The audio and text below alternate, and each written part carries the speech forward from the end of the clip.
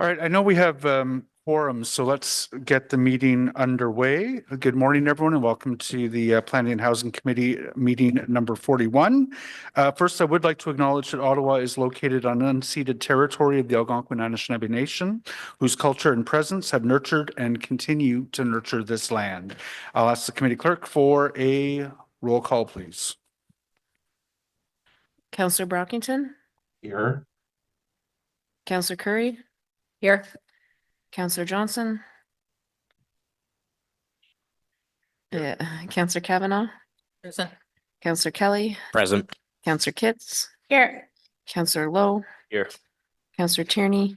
Present. Councillor Troster. I saw her. Here. Yeah. Vice Chair Gower. Here. Chair, you have quorum. Chair, Thank I'm you also very here. much. Chair, I'm here as well.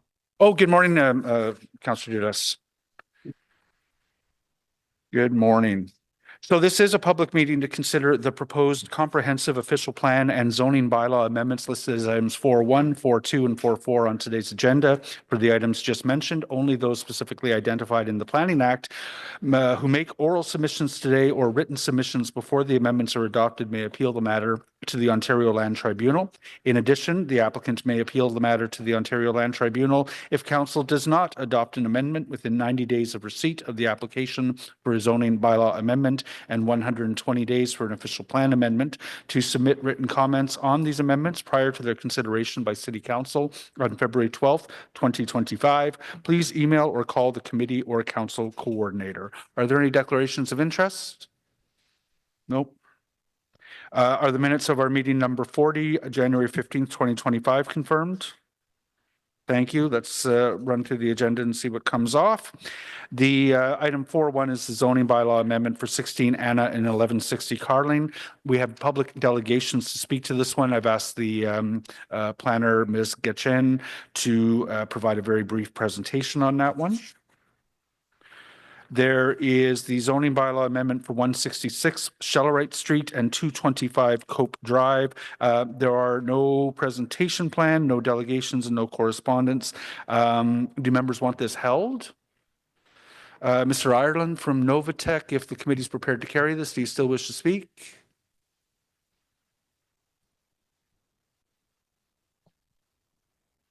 I'm going to take that as a no. So is that item carried? Thank you, colleagues. The Greenfield Residential Land Survey, I believe staff had intended to provide a brief presentation on that one. That's correct, Chair. We have a presentation. Okay, so we'll hold that for a brief presentation. Obviously, item 4.4, the official plan and zoning bylaw amendments for battery energy storage systems, multiple delegations on that one, so we're going to hold it.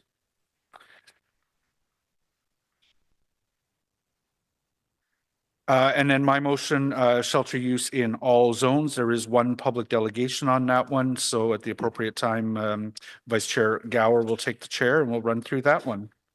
So let's go back to the top, where the first held item is the zoning bylaw amendment for 16 Anna and 1160 Carling Avenue. Ms. Getchen, we're all yours for a brief presentation whenever you're ready.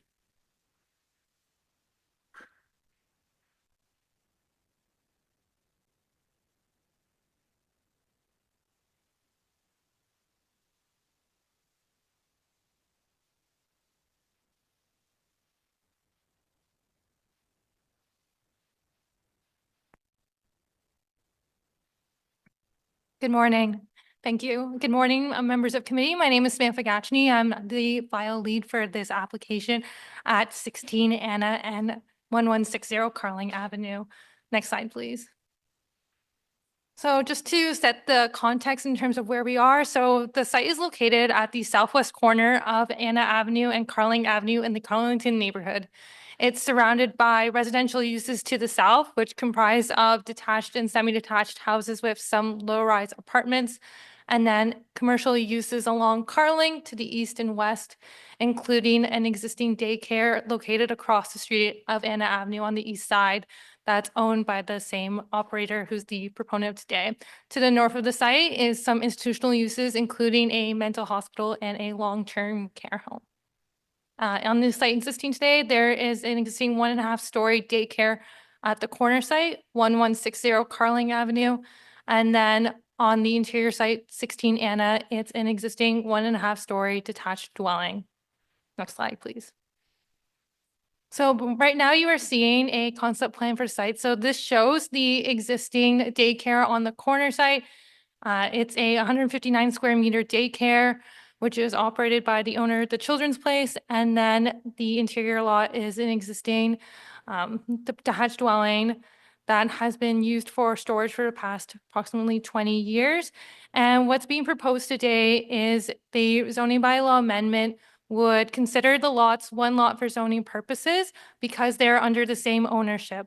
And the purpose of this is to enable rezoning to Archeo Main Street Subzone 10, and the primary reason being to enable the existing detached dwelling at 16 Anna to be converted into a daycare. This would expand the Children's Place's daycare operations, which already exist at the corner of Anna and Carling. No external renovations are proposed. It would be interior only. As part of the zoning bylaw amendment, it would also introduce a site-specific exception. The exception would continue prohibiting uses which are already prohibited at 1160 Carling. These include certain commercial uses such as bar, funeral home, nightclub. So instead of just the corner, it would apply to both properties there. The amendment also seeks to address certain non-compliance areas which exist because of the age of the dwellings and the properties there. These relate to various things such as the driveway, the yards, the building themselves. The zoning bylaw amendment would only provide relief to the properties as they exist today. Any future development would be subject to the current zoning bylaw provisions. And finally, the amendment would maintain the existing 11-meter height maximum that applies to 1160 Carling today, and it would apply for the entire site now. The intent of the zoning bylaw amendment is to address zoning compliance today, as well as allow for the site to be developed in the future as a singular parcel. Next slide, please. And before I finish my presentation, I just want to go over the policy context quickly. So the site is located within the Interurban Transact and is designated as Main Street Corridor. The Main Street Corridor designation encourages mid to high density along the roads and encourages intensification overall. The site is also located, you'll see, adjacent to a planned LRT station at the intersection of Anna and Carling Avenue, so in proximity to higher order transit. And then I would like to reiterate that the official plan supports the provision of accessible childcare facilities through its gender and equity goals. Final slide, please.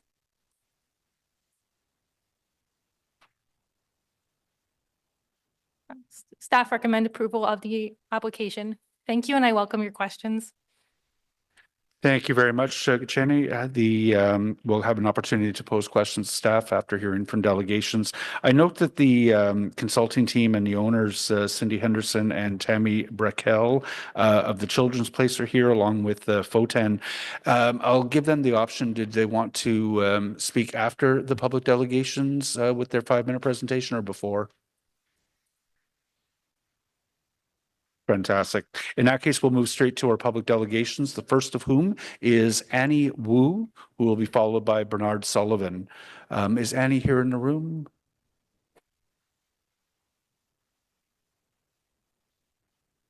Yep.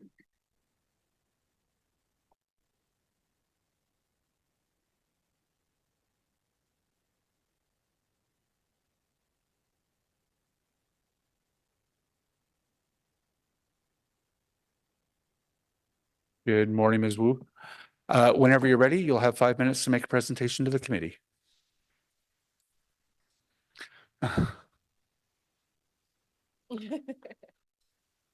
And if we could just ask it, there we go. Yeah, sorry. Thank you for your time. The reason I took the time to address this issue is I've been living here since 2003. One of the challenges is this application was submitted to the city 20 years ago in 2004. The city refused them. There are concerns with this operator. It's a land use issue. One of the things we've noticed is this operator does not manage its site very well. And they've always managed to say, well, you know, it's for children. But one of my biggest concern, I've spoken to the planner several times, is if this plan goes forth, you rubber stamp it, they can sell the whole damn lot for more money. And what I've observed happening in Carlington, and Riley will know to this one, is Leventon Fisher. They asked for application 1. They sit on it. And that application's been in the system for 10 years. And there's never been any housing built. So granted, we need space for children. My concern is that lot, because it's on 2 streets, it's not very safe for children. And because they have sites on both sides of Anna Avenue. And so the people are always having the crisscross. The children get dropped off on one side, and then, I don't know, but they use both buildings. So a lot of this has to do with configuration. And they spent a fortune doing whatever work they're supposed to do. But one of the things is we have an aging infrastructure. I'm a little bit distressed because we just had the water main blow on my street on Saturday. So one of the things I'm worried about is if they get the site, they get the kids, they said they've never used this site for children. They've had the building for over 20 years for storage. I find that a bit disingenuous because I bought the house at the same time. That's a $200,000 house from 2003. So diamond storage would probably been cheaper. So I'm wondering why they say they're expanding. They talked to Mr. Riley, they talked to my city community association, but they've never explained how many kids live in this place. There's a 24-hour site. There's also no explanation of how many kids are going to be there. There's 9 parking spots. But one of the things I find interesting is their workers, employees end up parking all over the neighborhood. So I'm just a bit concerned about the operational stuff. And I don't really want to see a kid flatten when the parents are the ones who run them over. And I've seen really bad driving, okay? So one of the reasons I brought this up was the city seems to want intensification because they're inner urban, but there seems to be not enough connection between land use for intensification, for affordable housing. One of the things I'm worried about is they're going to build a 30-story building there. After they sell it, they can move anywhere else in the city. And so that's my worry. And I can't even afford what they're building now all along the corridor from Preston to Carlingwood Mall. I did the math. I don't make $120,000, so I can't afford $4,000. So these are my future hyper-vigilant thing, but I've lived in this neighborhood and I'm just worried. So I don't know how many kids in there. I don't know how many they want to expand. If they want to help the healthcare workers, we have a brand new hospital down the road. They can put daycare right in there. So I'm very worried about all these things. And I don't like the vagueness and the lack of transparency. Thank you. Okay, thank you, Ms. Wu. I'm assuming this is Mr. Sullivan? Yep. Okay. Oh, so are you presenting together? He's doing No. next. In that case, I'll just ask members if you have any questions for Ms. Wu. I don't see any. Thank you very much for the presentation. Mr. Sullivan. Good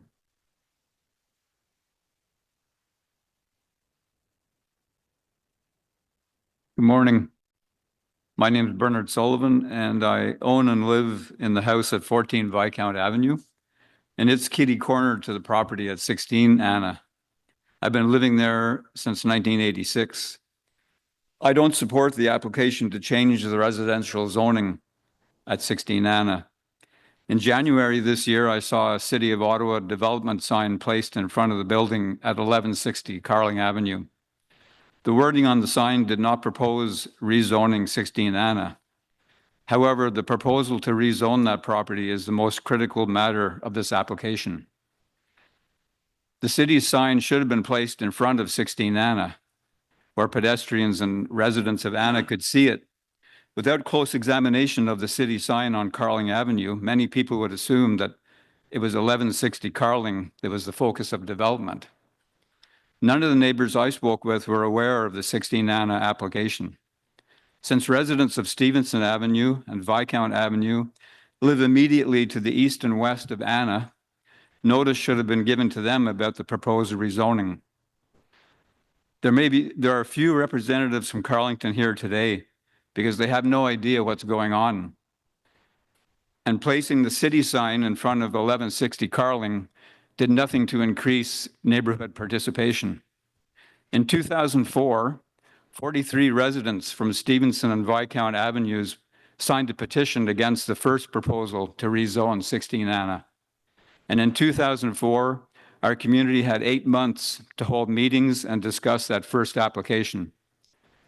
Today, the 2025 proposal would result in parking problems and traffic congestion, an open door to the imposing of a much larger, higher building in the neighborhood, and overall an undesirable intrusion into a stable residential community. So I ask the Planning and Housing Committee to reject the application and help us maintain the quality of life in Carlington. Thank you. Thank you very much, Mr. Sullivan, Mr. Sullivan. I'll ask if any members have questions for you. I have a couple. So Councillor Troster first. Thank you so much for your delegation. Sorry, could you elaborate on the point that a daycare expanding would be an undesirable intrusion on the neighborhood? Just it's the change of the zoning. So whatever happens, if something happens after the daycare leaves, we don't know. That could be the intrusion of a larger building coming in. That's what I'm thinking. It's the uncertainty. When we keep the residential zoning, we know what the restrictions are, but if that's removed, it opens the door to bigger and more intrusive things. That's what I had in mind. Okay, thank you. Thank you, Councillor Plant.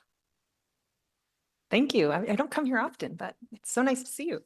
So I just have a quick question because from what I've experienced, daycares are very good to help women get back into the workforce, help families reestablish 2 incomes.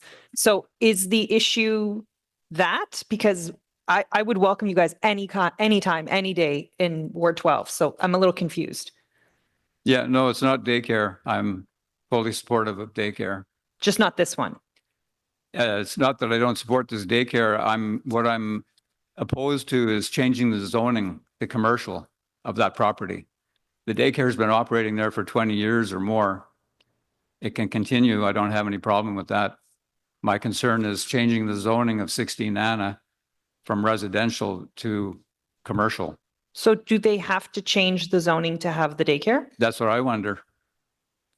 So they're confirming that yes, they have to change zoning to have the daycare. To expand their daycare. The daycare has been operating there for 20 years or more. Right, and we have more people having babies, more kids in the neighborhood. These are all good things. We want agree. more children. We want more families. We want more. I'm just really confused. I agree. Daycare is good. I'm sorry, I'm just really confused, Chair. You go ahead. I'm lost. But No, anyways, that's okay. We'll ask staff in a moment, I'm sure, for clarification on what the zoning mechanism is and why it's required. I'll give some leisure. One more comment. There are no further questions for you that I see, but The confusion is the fact that when I talk to the planner, if you rezone this property, it's a land use issue, it will never be reverted back to residential. So if they sell the place, they can ask for the next application to build a higher building. That's our biggest concern. Because there's nothing in the official plan, bylaws for the owner to revert it back to residential. So if it goes from what it is now up to 3 stories, then it could go up. If they go back for another iteration, it could go, because Carling Main Street is considered medium density. It can go 40 stories like what we have Westgate right now. Okay. That is our biggest concern. And it's actually 74 meters down from Carling. So if you take that precedence where everything is taking the line further down by 74 meters, my house will be right next to this one on Stevenson because there's a car dealership that's been sold.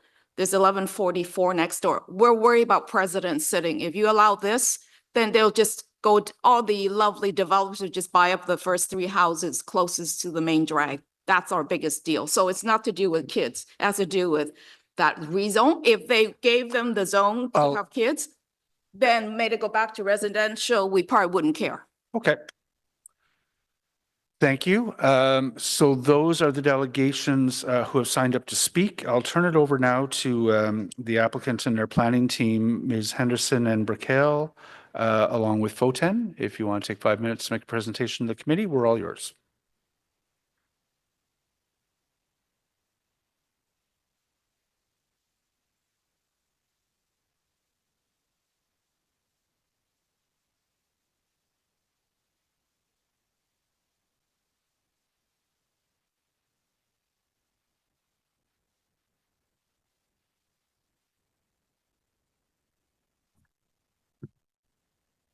Thank you, Chair. We do have a presentation. If I could request that it be put up on the screen. Thanks very much. I'll just get started.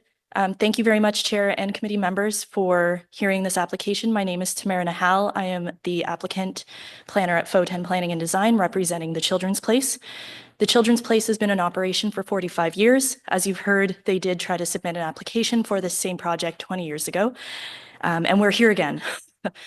So the proposed zoning bylaw amendment is to permit the Children's Place to expand their daycare to 16 Anna. As you did hear, they did purchase it 20 years ago and it has remained vacant since. I have been into the building. It is an empty house. There is, a kitchen. There's empty rooms, but it's predominantly storage. They can't use it for their daycare purposes. They're not allowed. The provincial regulation that regulates daycares are very strict. They are not permitted to operate a daycare unless it is zoned for a daycare. And that's why we're here today. Could I get the next slide, please? So the site, as you heard from Samantha's presentation, is very well located. It can contribute to the development of 15-minute neighborhoods by virtue of its location on a Main Street corridor. Carling Ave, as we know, is both intended for an O train at grade under the official plan policies, Schedule C2. The site's also well served by bus service, and over the years since the Children's Place began operating, more and more residents began walking to this daycare. So many of the residents that access this service live in the Carlington neighborhood in the broader community. Many also access it by car and by public transit, as well as other modes of transportation, because it's very well connected. Next slide, please. So the Children's Place is a nonprofit childcare provider. They provide services 24/7 for families who work in shifts, are on call, work evenings and weekends. The families work in the nearby hospitals. For many years, they have wanted to expand their business, but have been unable to. And since it has been used for storage ever since it was purchased in 20 years ago, it has remained vacant. As you heard as well, there are no exterior changes, and we do understand a big concern is parking congestion, traffic pickups, and drop-offs. And I'll speak to that a little bit later. Could I get the next slide, please, as well? And the site, it looks and functions very much like a single detached home at present. We understand some concerns have been raised regarding privacy as well. There's a pretty big fence. There's some trees in the rear yard as well. Next slide, please. And so the site's designation is worth noting, but I think I'll skip that for now. Next slide, please. Thank you. So when we get into the zoning bylaw, so this is the meat of the issue that we heard just now. The site is proposed to be rezoned in its entirety. We feel this is appropriate because the site is indeed a commercial use. However, we understand that there are concerns about it turning into something else. The proposed zoning bylaw amendment before you is for the application that's on the table, which is to permit a daycare to operate in an existing building with no changes to that building. There's no other applications on the table. We're not looking to bring anything else forward. We can only speak to the application before you today, which is to permit a daycare. And we also knew this would be a concern to the community going into it. So that's why the zoning bylaw amendment has been crafted the way it is.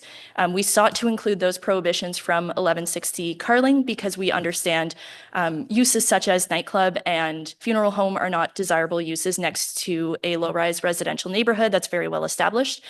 We would maintain those, as we would also maintain the 11-meter height limit, which effectively means if anyone were to seek to redevelop this property one day in the future, they would have to go through the proper city channels of undertaking their own zoning bylaw amendment and potentially doing a whole other host of studies and plans.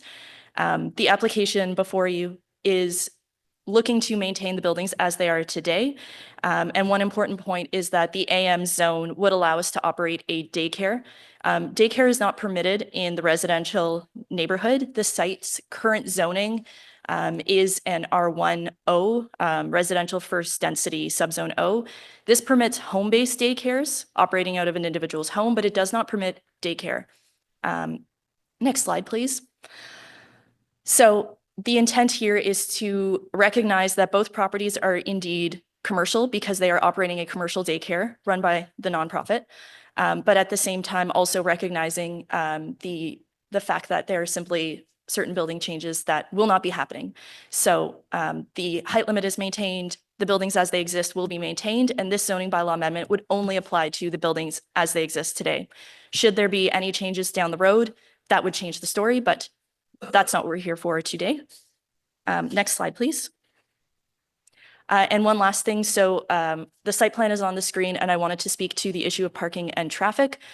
We have tried to regularize the parking as much as possible. Over the years, parking has been established, and we're looking to improve upon it and try to put as many parking spaces off the street as possible.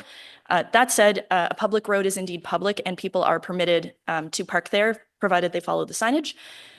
So if someone were to be picking up and dropping off their children, this would be an operational issue. It would not be a zoning issue. And it's something that Cindy and Tammy have been working very hard on leading up to this application. And they understand that there are many concerns about it from the neighbors, but they have been thinking about how to fix this problem. Next slide, please. You are out of, oh. I'll let you finish that slide. Thank you very much. If you have any questions, happy to answer them. Thank you very much. I'll turn to the members to see if there are any questions for you. And I don't see any. Thank you very much for the presentation. Thank you. Do members have questions of staff? I don't see any hands up. Any questions of staff? Councillor Lowe? Thanks very much, Chair. One of the public delegations brought up the 2004 staff recommendation to not approve it. I just want I'm just curious about the difference between that file and this one, perhaps the planning legislation context or the overall context there. Of course. Thank you, Councillor. So things have changed a lot between 2004 to now. I think you can imagine in terms of what we're looking forward to our city. And the biggest thing, so in 2004, the zoning bylaw amendment application itself was different in that they were proposing a site-specific exception just to allow daycare at 16 Anna. They had other provisions which were intended to help with the compatibility, but weren't necessarily planning enforceable things such as limiting the amount of children who could be in the yard at the time. So the application itself is different, but in terms of the policy context, looking at our current official plan with the focus on intensification, on 15-minute neighborhoods, and I think the nature of furthering gender and equity, that's a lot more in the eyes of where we're going for our city now. And so looking at the context of the application, whereas then the perspective is preserving, the existing residential nature of the neighborhood and of 16 Anna, whereas looking at this application and the zoning now, it's considering how can redevelopment occur, not just maybe for this proposal, it's just a daycare, but if they were to decide to redevelop it as a single parcel, how does that function? And is this zoning bylaw amendment appropriate in that case as well? Okay, makes sense. Thanks very much. Thank you, Councillor Troster. Yeah, thank you so much. This question is for staff, but it might be the applicant who wants to answer. It's my understanding that this is like the only 24/7 daycare of its kind in the city that caters to hospital workers. Is that correct? Or one of the only? I'm not sure if you heard that, Councillor Troster, but the applicant, the owner said yes. Yeah. So just so folks know, if we want healthcare, we also need childcare for healthcare workers. So I encourage folks to support this application. I know a dear friend of mine was a single mom working as a midwife, and there were 0 childcare options available for her when she was on call. So this is an important one. Thanks. Mr. Chair, just to make this perfectly clear, if this passes, then the daycare owners now own both, and they're allowed to do what they need to do. and then in future they wanted to sell it and upzone it and turn it into residential and put up 40 stories, there would be a long process, community consultation, many studies. Would have to work with our official plan. The community would be fully alerted and apprised of this, and there would be fulsome consultations. Mr. Chair, that's correct. Thank you. Thank you, Councillor Curry. I don't see any further questions from members. Sorry, Councillor Brockington. Chair, I do not have questions for staff. I just want to make a few comments since there's no other speakers. Is that okay? Please go ahead. Thank you, Chair. So colleagues, I support the application before us. I am disappointed for the last at least 20 years, if not longer.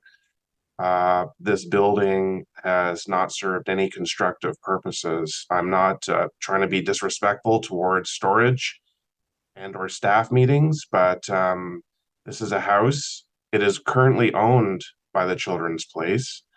There is no demolition required. There's no reconstruction required. It's just, can we use the current facility for childcare purposes, which are grossly needed in this community and across the city, particularly 24/7, and infant care, which I believe is what's being proposed. All this to say, I hear concerns about commercial creep. I think that's a legitimate concern. And not something that I favor in residential communities in the interior. However, when you balance all of the issues that we have before us, we ask ourselves, is this a reasonable planning application? Is this a reasonable use for this existing structure? When I balance everything out that I've heard from my community, I still believe that this is the right course of action. So in addition to outreach that the city did, my office did, and deliver notices on Anna to abutting businesses, ROH, community association. We do acknowledge we did hear back from residents. Appreciate those that came today. But Chair, I do support the application before us. Thank you. Thank you very much, Councillor Brockington. There are no further questions or comments. Colleagues, this item carried? Carrie. Thank you. We'll move on to the next item. So we're going to get a presentation on the Greenfield Residential Land Survey.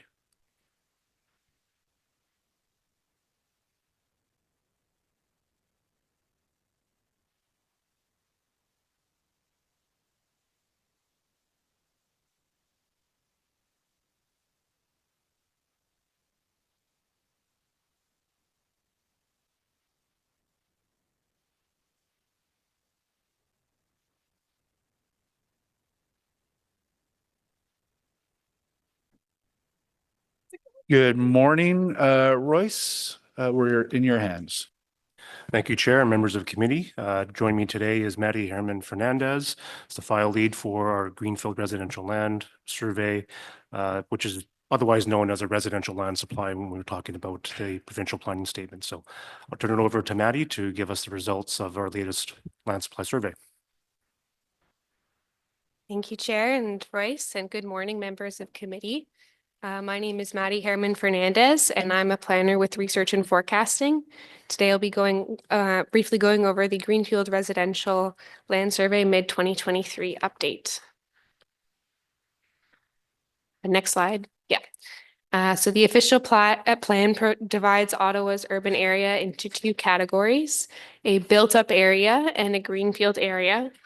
And this Greenfield Residential Land Survey monitors the residential land supply within the Greenfield portion of the urban area. The Greenfield land supply is further divided into two categories. The existing designated Greenfield supply, which consists of Greenfield parcels that were within the urban area prior to the adoption of the official plan, and future neighborhoods, which consist of parcels that were added to the urban boundary by council during the new official plan process in 2021.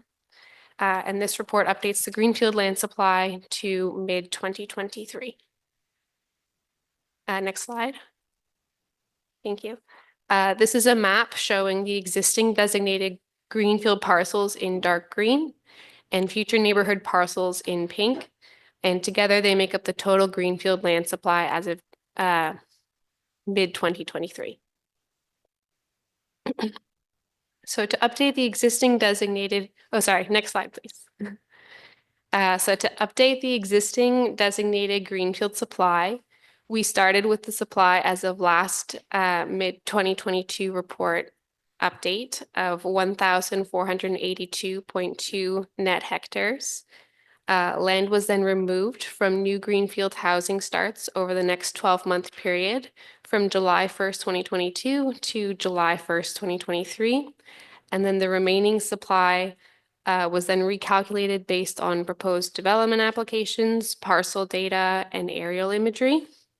And this resulted in an existing designated greenfield land supply of 1,358.1 net hectares, which has an estimated dwelling potential for 60,758 dwellings. Next slide, please. So the provincial planning statement requires a 15-year supply of designated and available residential land to be maintained at all times. And the official plan projects 49,772 dwellings over the next, will be needed over the next 15 years.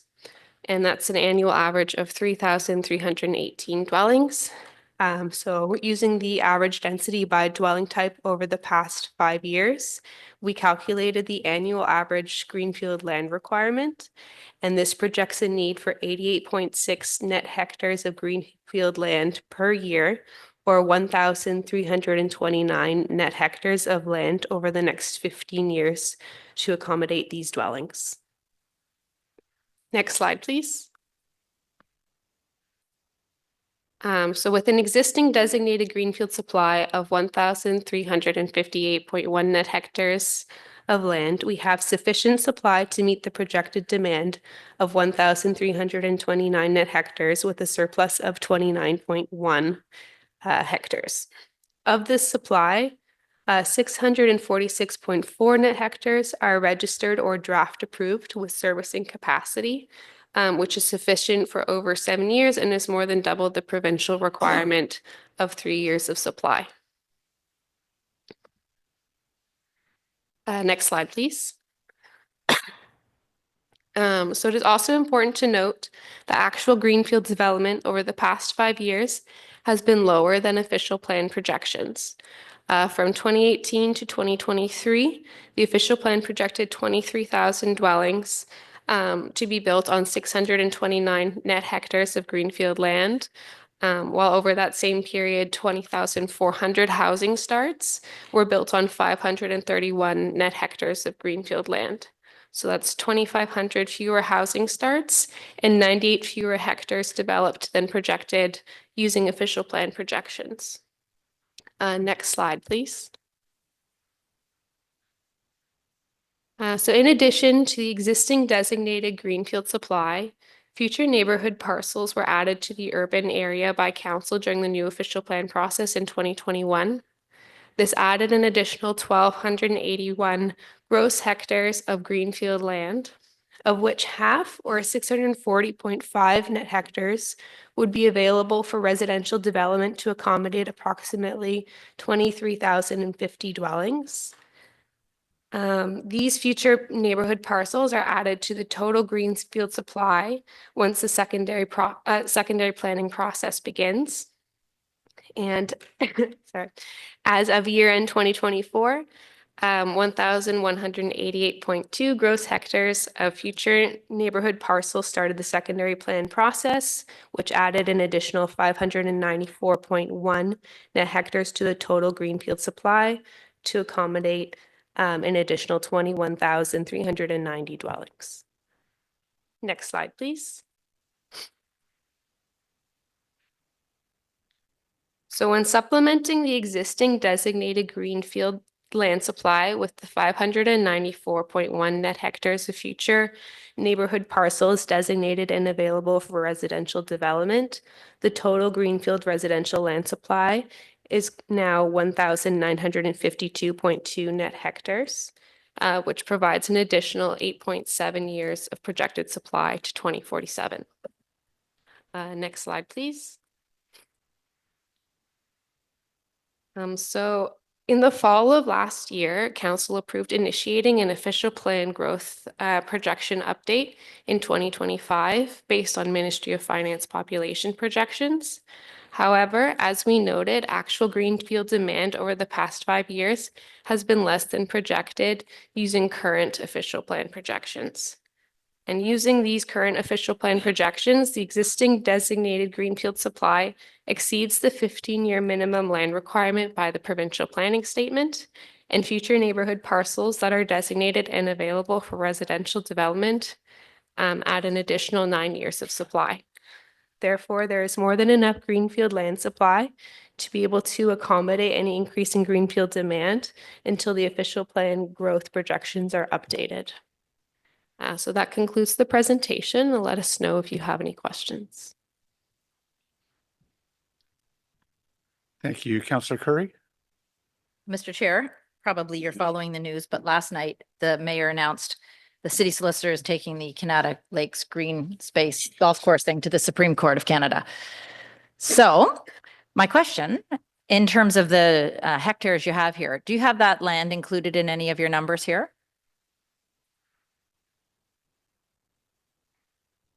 I would have to look up the specific application. I could get back to you to confirm. Okay, that's very good. And the lands, so the KNL development that is along Terry Fox in Canada North that has been waiting for 20 years to get a stormwater plan. Do we just continue to add in those hectares and consider that in the number?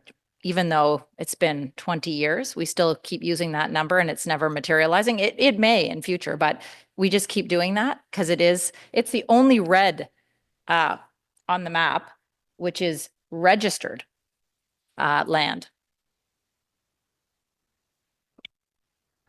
So Chair, there are several categories of the supply. Registered is one of the categories of our supply, but there's also a draft approved lands that currently have applications and lands that do not have applications and lands that are within approved secondary plans that are awaiting applications. So it's almost like a pipeline, so to speak. So if lands are not in any of those categories, they're not captured in the survey. Okay, thank you very much. Thank you, Councillor Kit. Thank you, Chair. As is my custom, this is another opportunity to back up my position that Orleans South is growing extremely rapidly. So I just wanted to rhyme off some fun highlights from this report. So from 2022 to 2023, the Orleans sub area accounted for 28% of total greenfield land consumed citywide. Interestingly, the Orleans sub area is meant to be shared between 4 wards, but 80% of the growth in that sub area is confined to Ward 19. The balance of the 72% of land consumption across the city is shared between 8 other wards. And even though we heard that there are fewer housing starts overall, Ward 19's community design plans, Mayor Blur and the East Urban community are both punching above their weight and still outpacing density targets established, meaning developers are building more units on their parcels than targeted in the CDPs. So, which since we're growing faster than anticipated, I extrapolate shows a disconnect with the official plan and transportation master plan for planned and funded transportation infrastructure. And finally, Orleans experienced the greatest year-over-year increase, while Canada, Stittsville, South Nepean, Leitrim, and Riverside South all experienced a decrease year-over-year in housing starts, signaling significant building in the East End. Thank you. Thank you, Councillor. We have a very different definition of what fun fact means. Vice Chair Gower. Thank you. Well, my fun facts were that Canada Stittsville has the most designated Greenfield residential supply. So that would suggest we're going to see a lot more growth in the next decade or two out in the West End. But also the chart that stood out for me in the report was just, although we're behind on our Greenfield construction, when we're looking at our OP projections, the intensification and the building in the urban area are above what our projections were, which is what we were intending with the official plan, was to encourage more intensification rather than growth in the outlying areas. But I was curious, we did introduce new policy and process for urban boundary expansion requests. Can staff update us? Have there been any developers or landowners who've made a request to add area to our urban boundaries since we approved that process last year? So Chair, we have received applications for urban expansions since that process was adopted by Council. And can you give any specifics, size of the area or how those are progressing or? So Chair, of the applications I'm aware of, that the size escaped me for each of the areas. I believe we have approximately 4 roundabouts, and I believe most of them, the applications are incomplete. They have to go through that infrastructure capacity review first before we can look at the land use aspects of those applications. Okay. I think I'm aware of one in the West End that's probably could be described as rounding out or filling in, like it's a small parcel, but do they tend to be smaller parcels, or are they larger areas, or any other, can you characterize them in any way? Of the applications we've seen, they are small to large. Okay. Thank you. Thanks, Chair. We're getting very technical here. Councillor Kelly? I have no fun facts, but I am going to piggyback on what Councillor Gower has talked about, because I did want to, sometimes I talk about urban boundary expansions. And with what I just heard from staff in terms of our readily available Greenfield supply that we already have, and some of what Councillor Gower just talked about. So at the same time as us having sufficient supply, and you have identified that, we're also entertaining applications to expand urban and village boundaries. Could you square that circle for me and comment on whether or not it is staff's position that, given what you've just presented to us, do we require any urban boundary expansions over the next couple decades to accommodate the population increase? So Chair, the framework was provided to allow for the consideration of applications, which is new under the 2024 PPS, which is why staff recommended Council adopt that framework. So applicants and landowners are free to make those applications. This survey provides an updated land supply to help staff assess the need for the lands on those applications. In terms of the 2025 update, that is looking to use the latest Ministry of Finance population projections. So that would be an update in our demand. Presumably there'd be more than what was in the official plan and to a longer time horizon. So cannot say at this time whether our land supply would meet those needs until we've gone through that exercise of looking at how those population projections would translate into Greenfield demand. Thank you very much. Thank you, Mr. Chair. Thanks. Councillor Kavanaugh? Thank you, Chair. I can't help but notice that it's larger units that are out in Greenfields. And I'm in an urban area, and we're getting a lot of development, and they're usually teeny weeny little units. And it bothers me a great deal because the infrastructure in our areas, we have schools and parks, and I mean, they're starting to fall apart, but they're there. And yet we're pushing families out by, with offering these Greenfield housing. What are we doing to encourage family dwellings in the urban areas?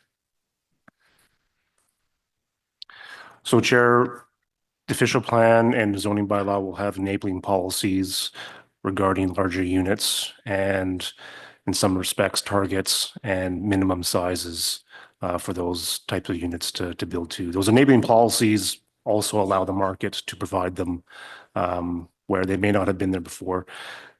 The policies don't actively seek to push out large dwellings to suburban areas. It's really a function of the price of construction per square foot, and it's just easier to provide and cheaper to provide those type of units in the suburban areas. So as we work through our program and our official plan and new zoning bylaw, review our infrastructure, monitor, we have a new infrastructure capacity monitoring program. We're looking at ways to reduce barriers on the municipal side for larger units through intensification, but we still very much need the actors on the private side to build those units once we remove those barriers. Thank you, because the reality is it's cheaper to build a house out further. The Greenfield is cheaper, but then they have to have cars and they have to go everywhere. You know, everything's further away. Their lifestyle is going to be more expensive. And so the cost will be the long term. And of course, if they're more central, that's lower, especially as we build stage 2 LRT and continue to build more rapid transit. So anyway, it's something that I feel the official plan has tried to deal with, but we certainly have to encourage more family housing in the urban areas. Thank you. Thank you very much, Councillor Kavanaugh. Councillor Menard? Thank you very much, Chair. Thanks to staff for the report. Can staff just remind committee when the decision on whether or not to expand the urban boundary further would come? As I understand it, applications come in and then we take them all kind of at once. And I think that was supposed to be potentially mid to later 2025, but can you just remind us what the planning horizon is on that? So, Chair, I'd categorize as 2 categories for council's ability to consider expansions. The first would be applications, and they would be looking at the current official plan's planning horizon to 2046. The second category would be the 2025 official plan update, where council would be able to consider updated population projections, an updated land supply at that time, and whether we would need additional urban or village expansion. Okay, thank you for that. Is there, on the applications side, I know there's new provincial guidelines around it, but is the new process set up that we do take them all at once and have a process where they'll come back to committee all at once, or is it one by one if they're deemed complete? I'm sorry if I missed that. So, Chair, each applications would be considered on their own as they are complete and ready for staff to make a recommendation, and then for committee and council to consider that recommendation. Okay, all right, thanks, Chair. That's unfortunate because we really would have one-offs coming to us, and it's hard to make an evaluation when you're not looking at the entire picture. So I wish the process wasn't that the province had moved in that direction, but we are where we are. Just with regard to some of the comments from Councillor Gower and Kelly, it is great to see the further, I guess, intensification of the urban areas that already exist. And I guess we set out a goal at the end of the planning period, I think it's 2046, to have a 51-49% split, essentially changing where development happens in the city over time. And I'm wondering, is that 51-49 looking better in that we may have more units being built in already built up areas than we were anticipating, especially for those smaller units? And is that target, I guess, becoming more flexible just given the history of what we've seen since we approved the official plan in 2021? So, Chair, we have seen higher intensification recently than we projected in the official plan. So that 51-49% split of the growth will, if it continues, will likely be higher on the intensification side. Okay, that's great news. Oh, sorry. Did you have more to add? I apologize if I cut you off. Sorry, Chair, I forget the second part of the question. If you could... Just that basically answers it, is that could go up in terms of, we set this number, but you know, you can't predict how people will build necessarily, and we set the targets, but that may change naturally as things develop. And it's good to hear that it could end up being like a 55-45 or 60-40 split instead of the 51-49, depending on how things shake out or what the trend is. So great to hear that. And thanks to staff for the report. Thanks, Chair.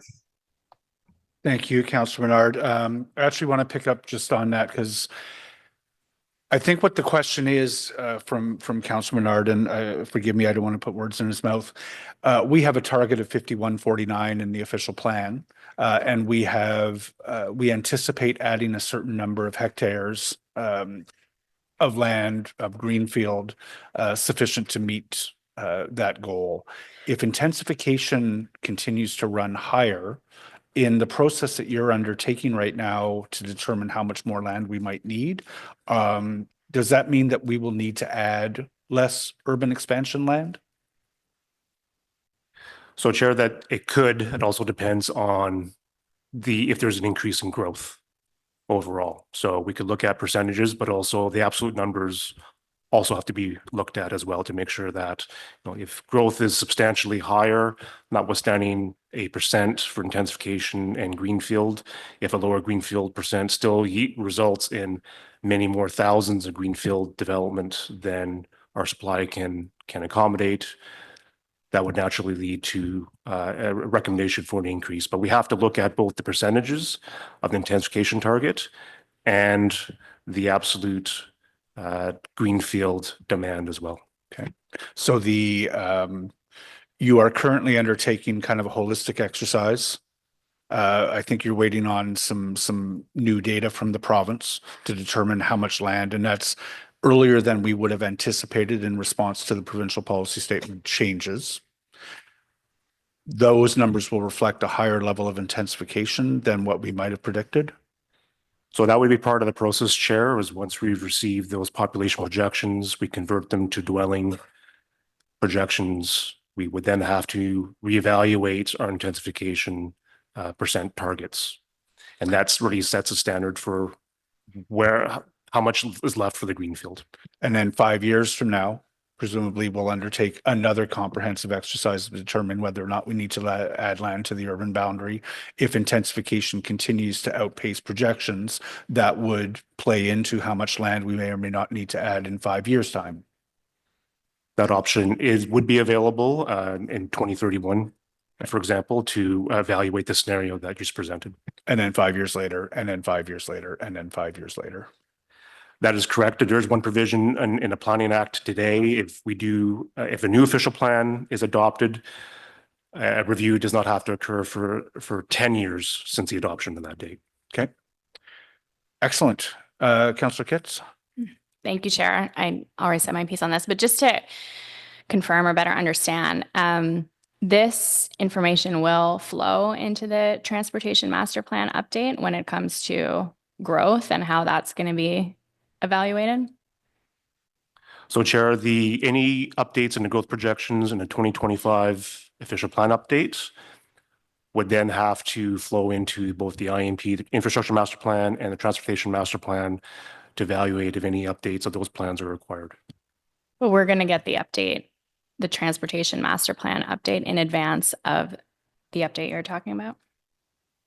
So Chair, the Transportation Master Plan this year will be the Transportation Master Plan that responds to the official plan Council adopted in 2022. If in this year, the same year 2025, and going into 2026 or 2027, the official plan is then updated again with growth projections, the Transportation Master Plan may also require another update at that time. Okay, that's what I've come to understand. However, I mean, what is included in this report, that will be taken into consideration for the Transportation Master Plan. Like where we're seeing growth happen in the city, that's going to be weighted. I'm seeing some nods. So to a certain extent, this report focuses on supply, whereas the Transportation Master Plan looks at sort of the growth projections. So it's a little bit nuanced. The TMP did consider all the lands in this inventory. is included within the transportation master plan that will be before council this summer. Okay, thanks. Thank you, Councillor Kitts. Members, is this report received? Thank you very much. We'll move on. We're going to move on to the item 4.4, the official plan and zoning bylaw amendments for battery energy storage systems. There are 12 public delegations. We're going to hear a presentation from city staff first. And then I think the same technical motion as was moved at ARAC is going to be moved here, just for consistency as those both move forward to council. So sorry, Councillor Kitts, can I ask you just to make that technical motion? From ARAC? Sorry? The motion from ARAC, that's what you're calling a technical motion? Please, Okay. yes. Whereas battery electric storage system facilities are an important and growing aspect of clean and efficient energy grids, and whereas ensuring regulatory clarity will help provide confidence to residents and proponents alike that these facilities are being fairly and properly reviewed, and whereas according to a 2023 report from the Ontario Energy Board, a typical electricity customer in Ontario uses roughly 25 kilowatt hour of electricity per day, whereas based on the size to megawatt hour storage of other modern BESS facilities, a 1 hectare facility could provide 50 megawatt hour of storage, which could provide power to roughly 2,000 typical customers for 1 day. And whereas based on the current staff report, there are circumstances in which such a capacity and footprint could be considered an accessory use, despite the intent of an accessory use being that these facilities be intended to provide the power needs of a site and are limited by the supply of the building's energy loads. And whereas the proper notification about proposed large-scale or principal use BESS facilities to local representatives is an important way to ensure that social license for these facilities can be secured, therefore be it resolved that document 2 details of recommended zoning bylaw amendment to the report regarding official plan and zoning bylaw amendments for battery energy storage systems be revised by adding the underlined text below to the proposed new section 91A entitled Accessory Battery Energy Storage System, subsection 1CI. 1, an accessory battery energy storage system is permitted. C, in any non-residential zone other than the EP, ME, and MR zones, and outside of the floodplain overlay, either enclosed within a building or other accessory structure or unenclosed, subject to the following. I, they may not exceed 20% of the total lot area or 1 hectare, whichever is the lesser. Be it further resolved that principal use BESS facilities require notification to the impacted ward councillor at the earliest possible stage in the planning and development process. Thank you. Thank you very much. And my apologies, that's not necessarily a technical motion. So we'll be asked to consider whether or not to send the same recommendation to council that ARAC has chosen to do. Folks, can we take 2 minutes? We're just waiting for the planner to be able to get here.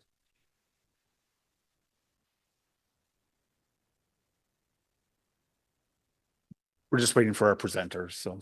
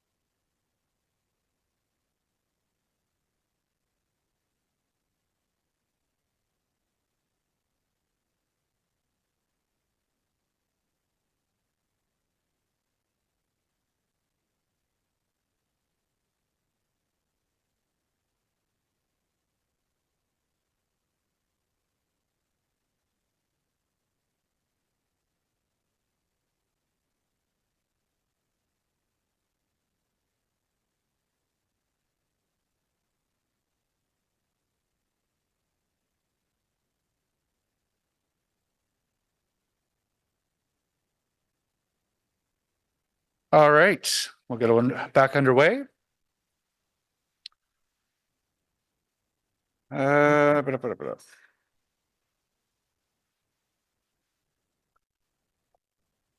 Royce, we're in your hands.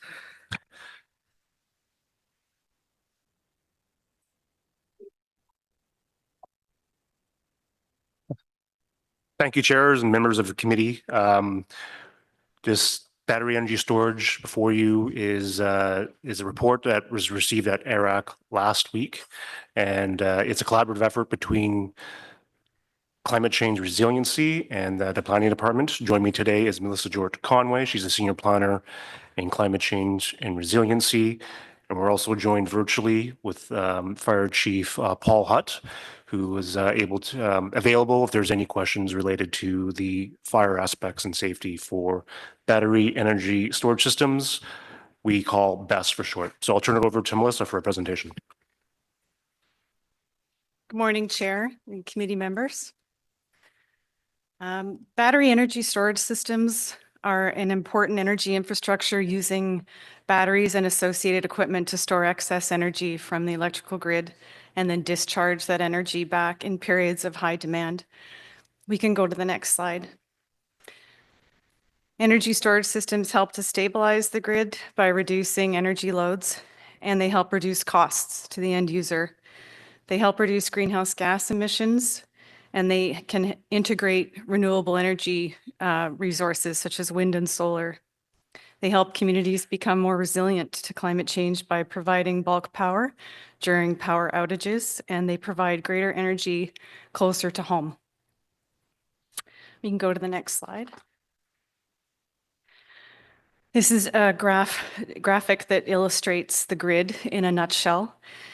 And battery energy storage systems are increasingly playing an important role within this infrastructure. They can be applied throughout all points of the grid, whether it's to support high voltage transmission lines or the lower voltage distribution grids, all the way to providing backup power to individual sites. Next slide, please. Battery energy storage systems are designed and built, can be designed and built as a principal use, which are designed to store electricity from the transmission or the distribution grid, which then solely discharges it back to the same grid. There were 2 facilities proposed that are proposed to be built in parts of our rural area, having been issued contracts recently under a provincial procurement. Those contracts were announced last May. Next slide. There are numerous standards that apply to battery energy storage systems. There is the Hydro 1 standard that applies to transmission scale BESS, the BESS that are principal use, as I was mentioning. There are also a number of third-party standards that help address fire safety, construction, and testing. There is also the Electrical Safety Authority, which is responsible to approve the connection of battery energy storage systems. The fire code and the building code also apply where an energy storage system supports occupied buildings. And municipal approvals are also applicable as outlined in this report. Next slide. An accessory use battery energy storage system is meant to help the principal use to carry out its function by supplementing the specific needs of a site and then providing energy resiliency in the event of power outages. From a public utility standpoint, an accessory BESS system may also serve to provide power to the local distribution grid to help offset demand during peak periods or to support specific geographic areas of the city where the demand for electricity is high. Next slide. In keeping with the provincial planning statement that was recently updated in 2024, staff are recommending that a new section 4.12 be added to the official plan, which would set out the land use policy direction for the siting of battery energy storage systems as either a principal or accessory use. Battery energy storage systems which are carried out by a public utility would fall under the generally permitted use provisions in section 4.11 of the official plan, with existing permissions in most designations outside of environmentally sensitive or constrained areas. Battery energy storage systems as a principal use, which are carried out by a non-public utility through a third-party contract, are recommended to be permitted in specific parts of the rural and urban area outside of environmentally sensitive or constrained areas and subject to a site-specific zoning bylaw amendment. Next slide, please. To summarize the proposed zoning bylaw amendments, staff are recommending a new definition for battery energy storage system, which distinguishes between a principal use and an accessory use BESS, as well as modifying existing definitions to include battery energy storage, including utility installation and on-farm diversified use. Principal use BESS facilities are intended to connect solely to the electrical transmission or distribution grid, while accessory BESS facilities draw electricity from the distribution grid and may discharge to one or more uses on the same lot and may also discharge back to the distribution grid. There are also new performance standards recommended for accessory BESS. These include that they be permitted in residential zones outside of the floodplain overlay, built in accordance with the Ontario Electrical Safety Code, and that they be permitted in any non-residential zone other than environmental protection or mineral aggregate zones outside of the floodplain, and not exceeding 20% of the lot area, set back 10 meters from any lot line, and screened from a public street or adjacent residential use. Next slide. As you may recall, in December 2023, Council granted a municipal support resolution for a proposed BESS facility in Ward 21. The municipal support resolution is a mandatory requirement set out by the Independent Electricity Systems Operator, and through their procurement process, they required evidence of municipal support for principal use BESS projects. They are general in nature, and they are separate from the development approvals process.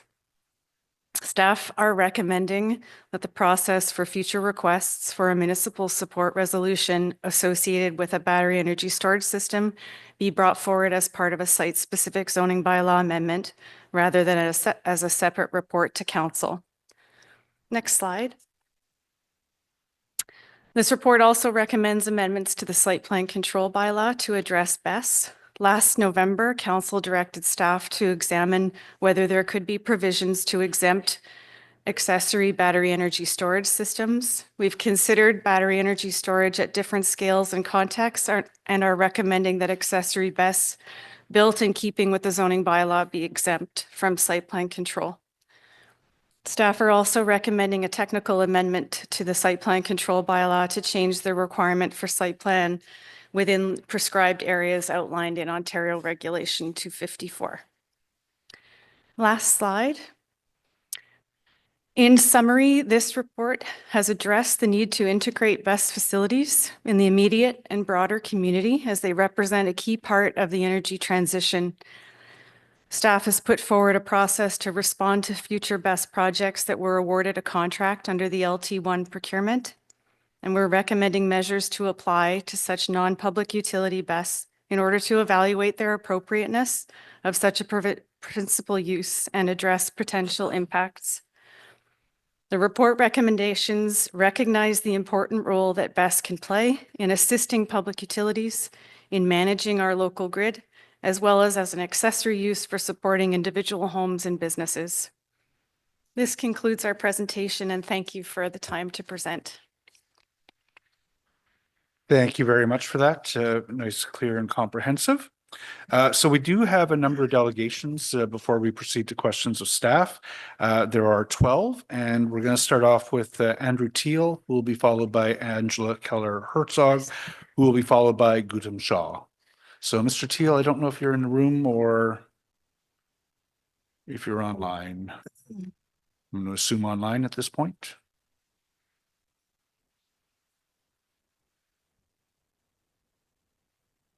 We're not seeing him online either. Okay. I don't want to hold things up, so I'm going to move on to Angela. And then we'll come back to Andrew whenever we locate him. Good morning, Angela. Beautiful sunny day.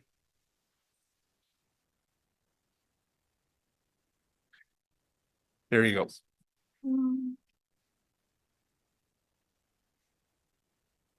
Okay, so good morning. Thank you for this opportunity to present. Lots to say, so I'll be going at a good clip. Next slide, please. I think most of you know cafes. We're a local environment and climate network. Next slide, please. Let's go, let's go. Yeah, next slide. Overview. All of you would have received a detailed written submission yesterday.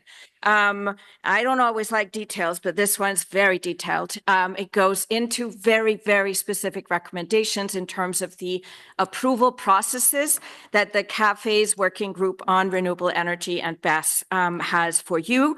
In this presentation, I'll be taking a higher level view and ask some important questions that I think you folks need to figure out the answers to. Next slide, please. Just for context, CAFES is here to advocate for an enabling and functional local regulatory environment, not for any particular project. And we have in line of sight what kind of outcomes do we get from these regulatory proposals. Next slide, please. So what are some of the main issues and questions? It might seem simplistic, but we need to ask, do we like battery energy storage systems? Like, is it a good technology? What are the risks? Are we informed? So CAFES has been looking at this for about a year. We've really done a deep dive, and I'd like to just give a thumbs up. This is a good, helpful, cost-effective, multi-purpose technology. And I can answer more questions on that. Next slide, please. Is climate change still an issue? Is the energy transition happening? I could talk about this all day, obviously, but I'd like to assure you that, yes, unfortunately, climate change is still the biggest issue facing us, and we have to filter that in. Energy transition is happening. Yes, absolutely. Renewable energy and BESS have gone down in cost and are definitely now the most affordable, cost-effective, nimble energy technology available, which is why ISO is doing procurements for this. Next slide, please. So now, in terms of the economic development and energy perspective, will Ottawa attract investment from high-tech, clean tech, if we are electricity capacity constrained? I.e., if we have insufficient and unreliable power in the Ottawa area? And I would say, no, we're not. And this is a real thing. We had an information session with industry leaders last week, and the vice president of Nokia basically said, energy is the new gold. And again, I'd love to elaborate on that more, but I have to keep going. We fear that with the proposed regulatory regime for BESS, Ottawa will not attract energy project bids. We are not going to get large proposals, and large might be seen as bad, but large is also good if you need energy, if you need storage. Next slide, please. Energy planning versus land use planning. What exactly are the energy alternatives if we're keeping large BESS projects out of Ottawa? Well, we could build more transmission corridors to the nuclear plants hundreds of kilometers away.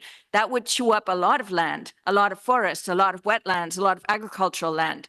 We could have peaker gas plants that would pollute our air. Or maybe we could have a nuclear plant here in Ottawa. Great.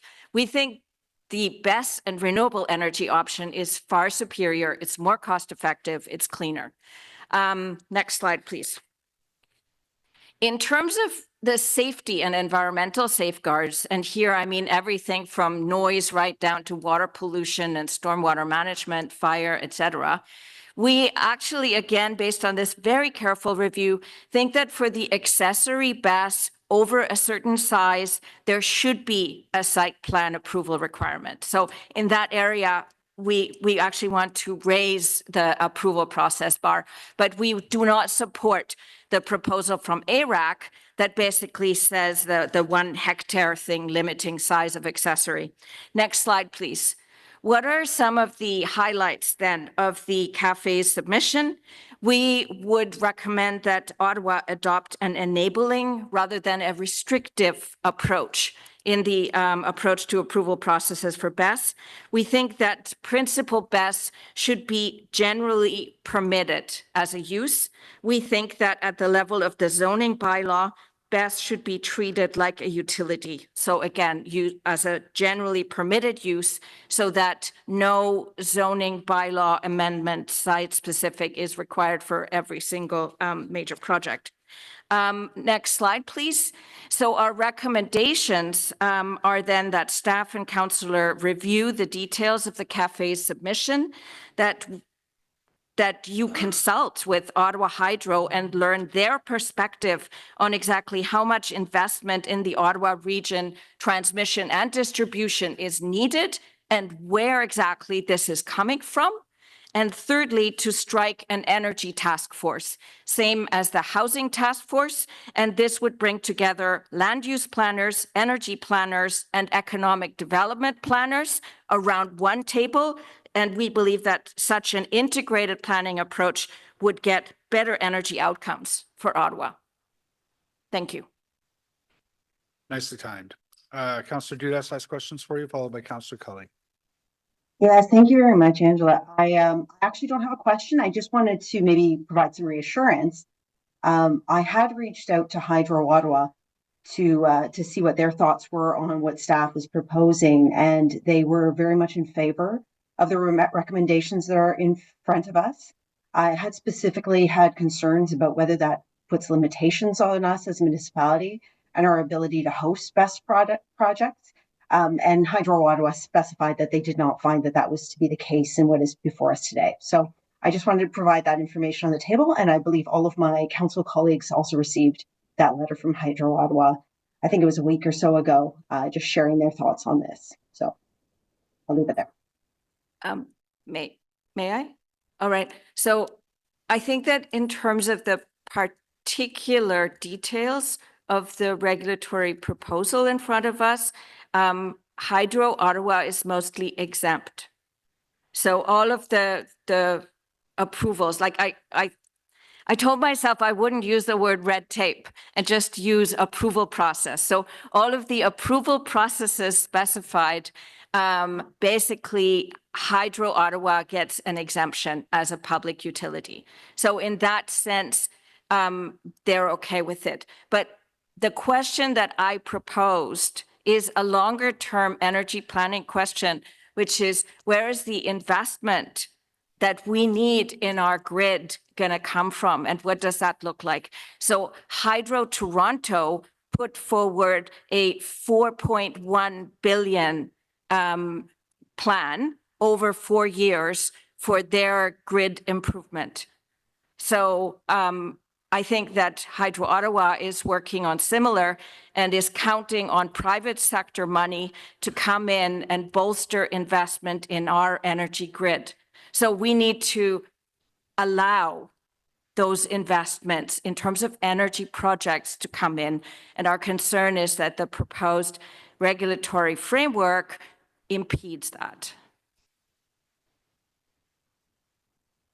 Okay, thank you. I don't see anything further from Councillor Dudas, so we'll move to Councillor Kelly. Thank you very much, and thank you for being here today, Angela, and your continued dialogue on this. And I heard you say this report and the regulatory aspects of it are prohibitive to BESS installations, and I don't think you'll find anyone around the table who doesn't believe that the technology will be useful for a grid. And you wanted to go back to it being a utility, but I might take you back to, I don't know when this was, maybe a year ago, we had that discussion at ARAC where there was the recommendation from staff to provide a municipal support resolution for all 4 applications that were in the city of Ottawa, and council and ARAC gave them 1. That doesn't sound very enabling or productive either. And one of the reasons the council made that decision was the feedback that we got from the public, the unknowns, the unanswered questions. Do you not see some value in us responding to that in a way that clarifies things, that makes it clearer, more clear for everyone in terms of where they can go, how far it needs to be away from certain things? Do you not think that that might actually be more helpful than prohibitive in the end? Okay, thank you very much, Councillor Kelly, for the question. I think both of us have been looking at these things in great detail. Again, I want to avoid speaking to of any kind of project advocacy. In terms of the outcomes that we want, we definitely need a process where there is a public consultation, where if a new project pops up, there needs to be a process where neighbors get to see what's going to happen in their vicinity. And I believe that if a public utility wants to put forward a big piece of infrastructure, there will also be a public consultation process. And I seem to remember I was at an Enbridge public consultation in Rockcliffe, where the community was up in arms about a new pumping gadget that was going to be installed somewhere in the bushes. So these processes, like, definitely the community has a right to know what's going on. And we fully support that. Also, just now in your comments, you said, don't we want to have like clarity and clear rules?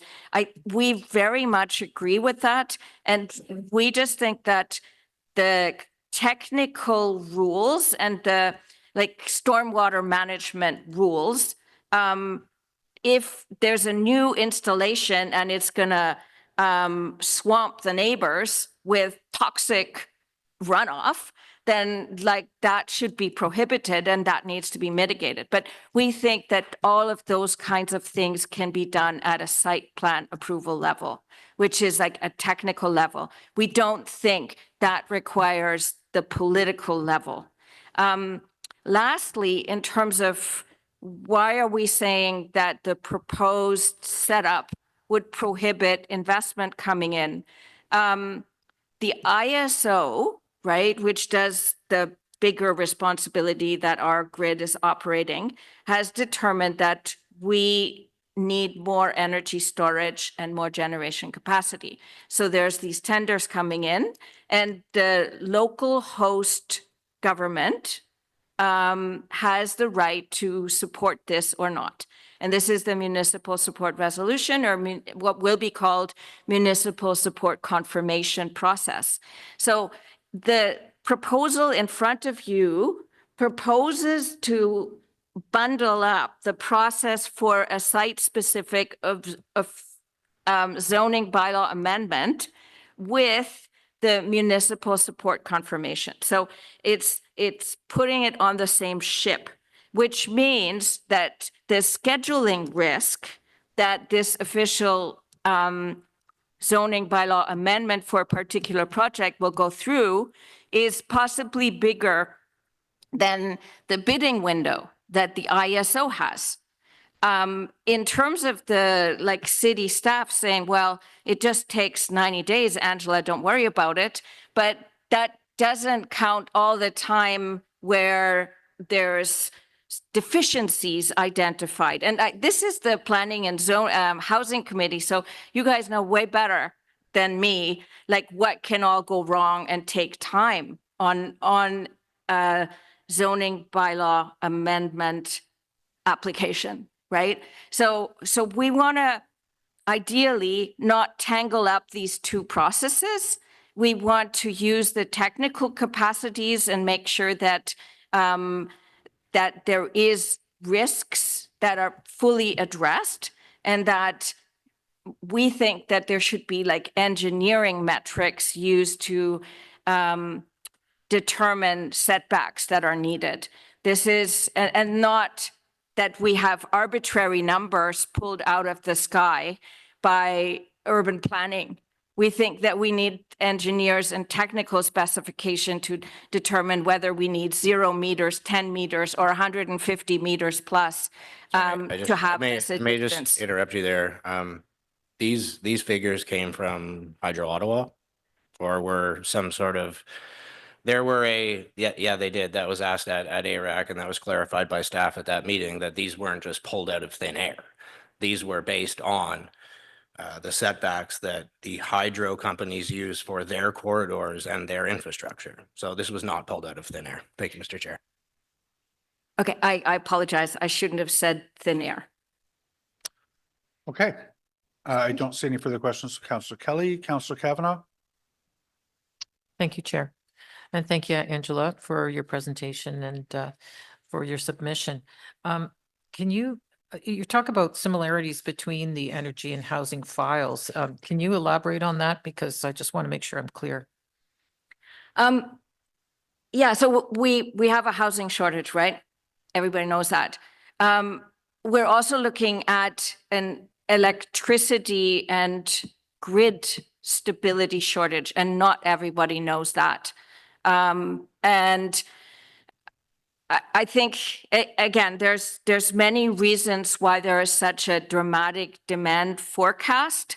It has to do with technology, and actually Councillor Curry could probably explain it better than me, why we are expecting so much demand. So in housing, when I say to you, oh, we need transit-oriented development, we've been getting our head around that for over 10 years, right? And you guys know what that means. It means that we want to have enabling regulations around transit. But what we haven't wrapped our head around is that we want transmission-oriented development when we're talking about energy projects, because they need to be next to distribution and transmission corridors. So there's a whole bunch of similar things that, as the Planning and Housing Committee, you very intuitively understand from housing, which is a shortage, but we can, I think, have the same thinking for energy. So similarly, in terms of like the character of the neighborhood, people don't want that disturbed. Well, same for an energy project, right? If a big energy project comes along and wants to be in your neighborhood, there's obviously local questions and resistance. But at a certain point, we also need to think of the bigger outcome to address the housing shortage. So I think that there's much where we can use the same intuition. And I think that to some degree, what will happen, I would predict in a year or so, is that we are going to have more regulations coming down from the province. Thank you. This is almost like it's part of our infrastructure. That, like, well, when we talk about it's both infrastructure, but it's also in terms of the economic development lens, right? Like, if we don't have the energy reliability, then thousands of jobs are going to be lost, right? So we have Ericsson, we have Nokia, who are coming from Europe, that have net zero regulations to meet by 2030. So if their campuses can't be clean, stably powered, they're going to say, well, maybe we should go somewhere else. I mean, again, this is not a popular thing to express, but certainly new investment is not going to be arriving in droves if we don't have the grid stability and the power here. Thank you very much. Thank you very much. I don't see any further questions. Thanks for the presentation. Our first presenter, Mr. Teal, was not able to make it today, so we're going to move on to Gautam Shaw, who will be followed by Mark McGowan. Good morning, Mr. Shaw. Whenever you're ready, you have 5 minutes to make a presentation to the committee. Thank you, Chair. We really appreciate it. My name is Gautam Shah, and I'm a business person, and I would like to not repeat what Angela said and fully support what she's saying. And just wanted to give you some of the data points. And as a business person, and I have been working with Hydro One and Hydro Ottawa as a part of my business, and also ESA. I've been fighting some of the fights with ESA on battery, right, for the last year and a half, and I have won. So what I would like to, first of all, appreciate the fact that I appreciate the fact that city is looking after my well-being, my safety, right? And I appreciate the fact.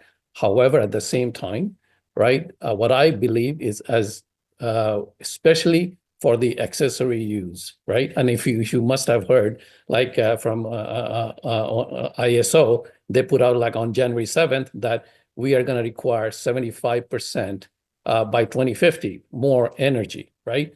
So the part what I'm trying to bring out, the point I'm trying to bring out is the distributed energy resource, right? So the D is the essence, right? If you we would like the city to be the enabler of that D, right? And whereas like, every house should be the enabler of a distributed energy source, like the way we have enabled a solar PV, then battery is the next same way that we need to enable it. And if we start putting like roadblocks in terms of like having a zoning bylaw amendments and things like that for people to do, then it's gonna not achieve the purpose that ISO wants. Even Hydro Ottawa, like for example, I'll give you the jurisdictions in California. They allow it like to sell energy from your battery. BC Hydro from since last year, like it's June, they have now allowed to like the residential customers and the business customers to start selling energy from their batteries, right? So same thing, I would like to address the fact that as a city, and if we are going to be needing like more energy, I would like you to be the enabler, and then having like a data-based approach, a science-based approach, rather than, I don't know, like Councillor Kelly, like you mentioned that Hydro Ottawa gave you a 10 meters and 150 meters. I don't know what that was based on. I would love to hear that, because I have not seen any kind of science-based or data-based something that they have done to come up with these kind of numbers, right? So what I would like to say is the fact that if you are looking after our safety, if you're looking after our well-being as a citizen of this city, right? So please, I would like you to abide by those, like the regulate. For example, ESA, they allow 40 kilowatt hour battery in my basement now, right? And in multi-dwelling units, up to 80 kilowatt hour battery. Think about it. So, and then having those arbitrary like setbacks and things like that are not gonna, I'm sorry, I don't want to use arbitrary, but like those things, the numbers, putting those there, they need to be backed by a science, by real data. And the battery technology is changing so fast. So having this like in a battery in a small suitcase, right, can do a much more damage than the batteries that would have been like 5 years ago, for example.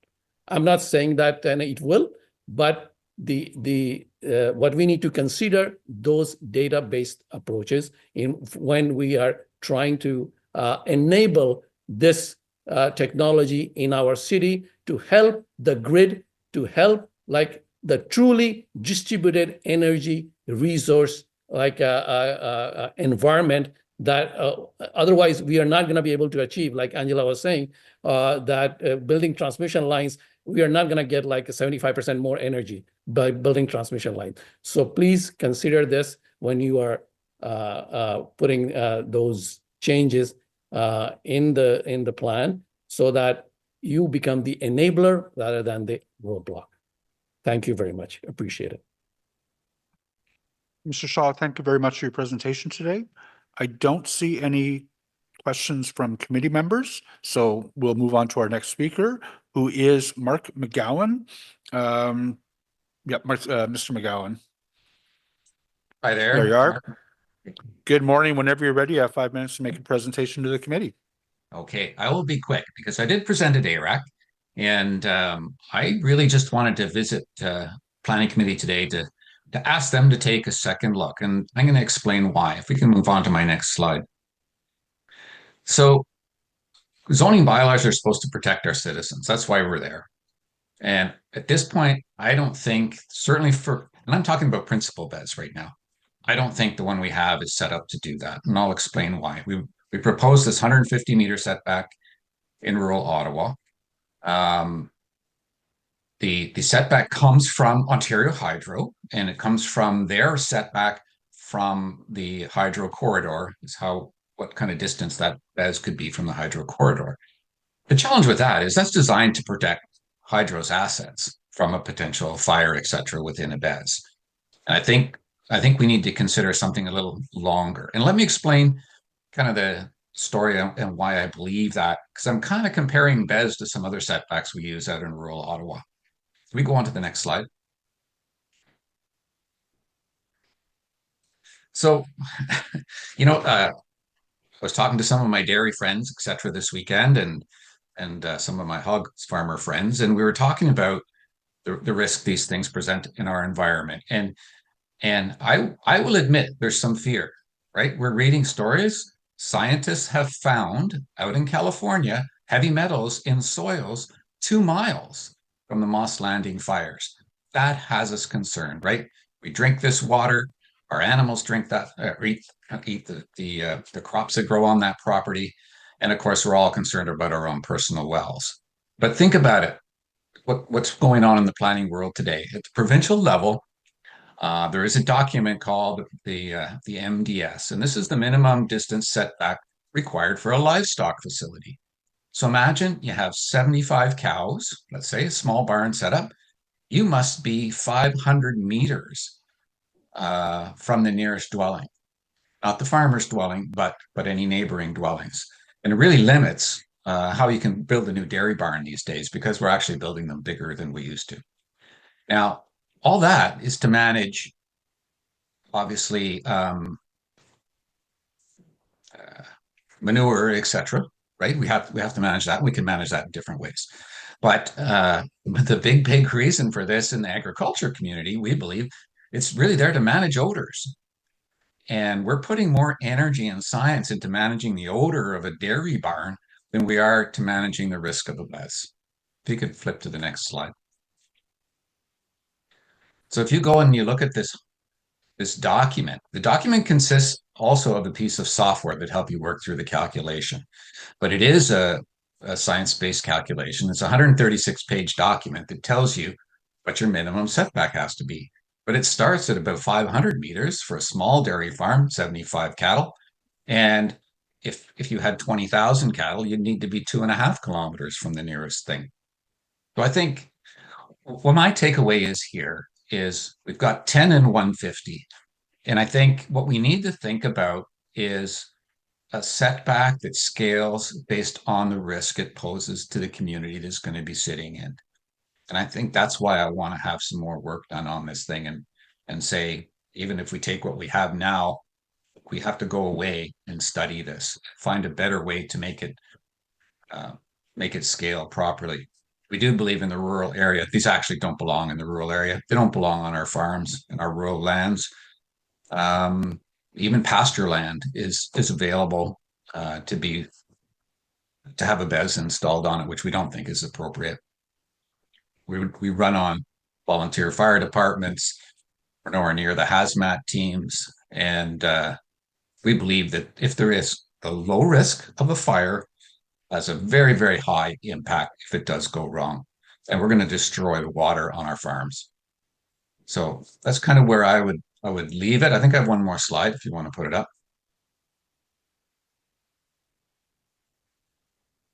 Nope, that's the last slide. I'll leave it there. Okay, thank you very much, Mr. McGowan. I do see a question for you from Councillor Kelly. Not so much his question, just a comment. I wanted to thank Mr. McGowan for his ongoing, respectful, and very reasonable and informed dialogue on battery energy storage in rural areas.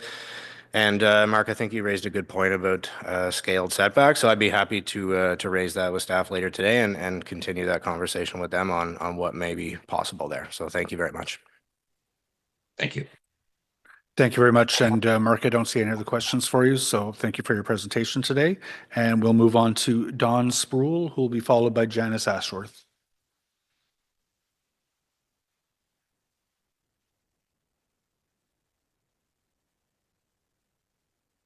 Good morning, Mr. Sproul. We'll get your presentation up on screen. If you just want to hit the button on the mic, you'll have 5 minutes to make a presentation. I have some charts. There we go. Thank you very much, committee. I'm Don Sproul, background in engineering, 28 years in high tech. I'm currently a climate change educator, Climate Fresk, and I'm a close watcher of global developments in climate change technology. And I'm here today just to say what I see happening with BESS on a global and in Ottawa.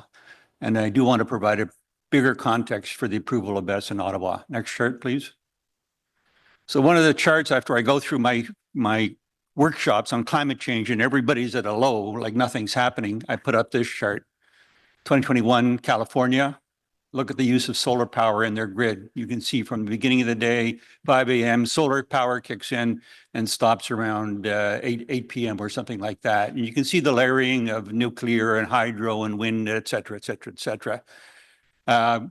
Solar's not a solution here, I don't believe in, but the next chart really captured my attention, which is they have deployed battery technology where the demand is greatest when they have no more solar and they use an excess of solar to actually charge the batteries. And from that, charging the batteries, they can actually deploy the batteries on the tail end of the distribution on demand. In Ontario, we've got excess power at night, and we can charge our batteries at night and use them in the same sort of configuration as in California. Now, people will talk about the whatever it is, the Moss Landing fire that was based on NMC technology, nickel, manganese, and cobalt. Older generation, the newer generations of lithium, iron, and phosphates don't suffer from the same consequences of the older battery technology. Next chart, please. By the way, when I present this chart to my course, to my workshops, people start saying, yes, there are things happening. So where do we want to be in 5, 10, 25 years? Atmospheric river, Valencia, Spain, November 2024. Next chart, please. Everybody knows about the fires in California, Jan 12, 2025. Next chart, please. Anybody remember the smoke in Ottawa, June 6, 2023? Next chart, please. How about flooding, August 10th, 2023 in Ottawa, heavy rains? Some of these things that you see here, you can see down in Montpelier where they were flooded out because they have atmospheric rivers happening. This stuff is coming, folks. Next chart, please. And let's not forget derechos that happened in Ottawa. When I grew up, a derecho was never part of my vocabulary, let me tell you, and it is now. So weather disruptions are coming and they're going to become more frequent and more severe. And the question is, what are we going to do about it? Next chart, please. So what's the main source of Ottawa's electricity? We're far, far away from the generation that happens in nuclear plants and gas burning plants. Fortunately, we got rid of coal plants back in 2012. But we're far away from where the main sources of energy is generated. We're vulnerable, and those transmission lines, the 500 kilovolt transmission lines, happen to come into the west end of Ottawa. So what are we going to do? Next chart, please. So what are the options? Ontario is doing new build. They're going to be building new nuclear, wind, solar, biogas, and BESS. And they're now also building gas peaker plants. So what's Ottawa going to do? I don't think we're going to allow wind in agricultural land. No more solar, no more biogas. BESS is one of the only options that's available. Or we could build a gas peaker plant out in Fitzroy Harbor. So there's two options that are available, or I don't really care where it is, but there's really two options. Let's get some BESS, or let's build a peaker plant. And nobody's proposing that. Next chart, please. So IESO originally recommended, I think, reading the report, 5 sites, which ultimately led to where are we at right now. The IESO awarded 2 BESS site contracts, one at Trail Road with Ward 21, where we have MSR approval, Marchurst, where it's changed its location from Fitzroy to Marchurst and is now seeking MSR approval. Next chart, please. So if you do an analysis of BESS versus putting in a gas peaker plant, you can read the columns: maximum contract capacity, 250 megawatts in Marchurst, 100 megawatts in Trail Road. There's a net saving to the ratepayers of Ontario in prorated up to $1 billion with Marchurst and up to $0.4 billion saving on that capacity. And the thing that's important to me is a net reduction in emissions. and it's 26 kilotons of CO2 per year, or equivalent to 6,000 cars taken off of the road. Trail road would be about 2,400 cars taken off the road. Next chart, please. So here's a question for you. What does a ton of CO2 look like? Mr. Sproul, I'm sorry, you've run out of time. I have. Oh, You have. damn. I appreciate the presentation. I don't see any questions for you, so thank you very much for being here. Thank you. We're going to move on to Janice Ashworth, who will be followed by Kathy Black.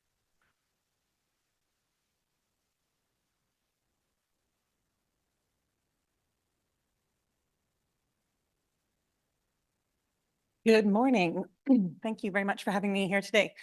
I'd like to introduce myself first. I'm with the Dunsky Energy and Climate Advisors. We're a national consulting firm providing energy and solutions for the energy transition and climate change to the public. I did provide a PDF document.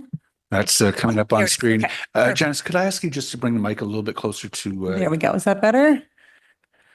Thank you. We recently completed a study on the role of battery energy storage projects in Ontario and Ottawa specifically.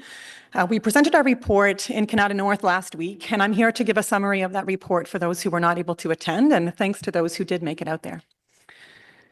To start, I want to highlight, as some of the previous presenters have done, the context of the energy system in Ontario. Because of growth expectations across the province and technology shifts, Ontario is projecting a 75% growth in electricity consumption by 2050. This means we need to build out significant new resources of all generation types, as well as storage. The IESO for Ontario also recently published a report called the Pathways to Decarbonization, which mapped out how they could both meet their energy requirements and their climate change targets at the same time. The report found that 2,500 megawatts of battery storage would be needed by 2027, increasing to 4,500 megawatts by 2040. Consequently, large battery projects have been popping up all across the province in the last few years, including in neighboring Almont and a large one in Spencerville under construction. For local communities, our study found that batteries could reduce power outage duration and provide more capacity, which would enable business and residential growth plans that the municipality has. It could also provide significant funding to both community development projects and to the municipality as a whole by way of property taxes and development charges. Typical payments to a community development fund are in the range of about $1,000 per megawatt per year. To the municipality, that is about $1,250 per megawatt per year for taxes and development charges. On the second page of the document, thank you. We then looked at benefits to the province as a whole. Batteries help keep electricity prices low across Ontario.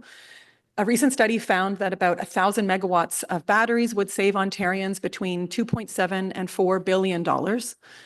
They do that by being 60% cheaper than natural gas peaking plants for the equivalent peaking generation purpose, and by also avoiding new grid lines, construction of transmission lines, which was previously mentioned.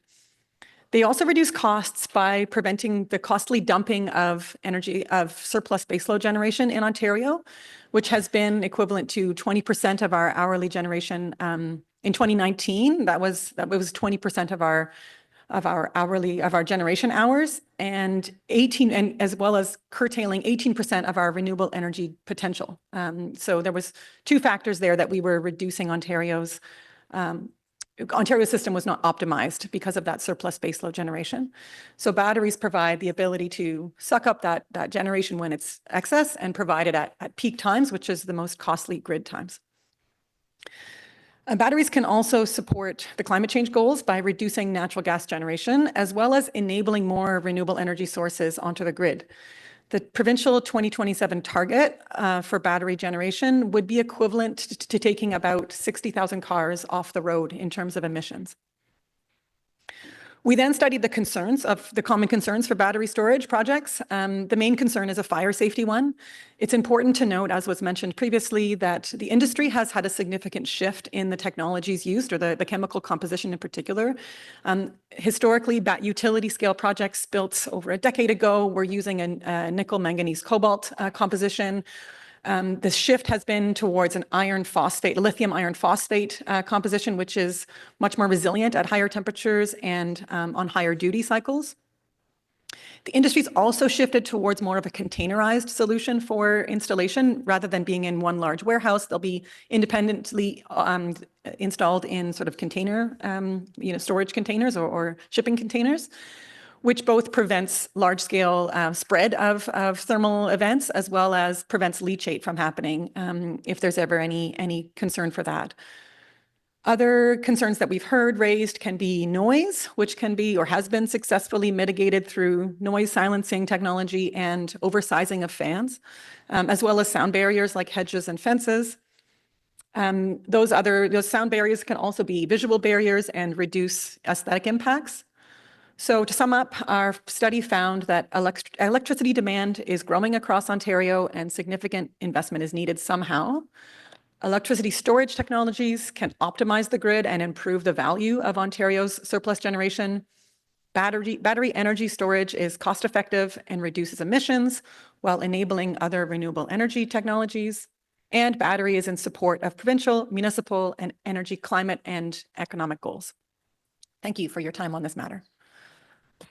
Ms. Ashworth, thank you very much. I don't see any questions from members for you, so we'll move on. Thank you for your time today. Kathy Black, you'll be next. And Kathy will be followed by Shirley Dolan.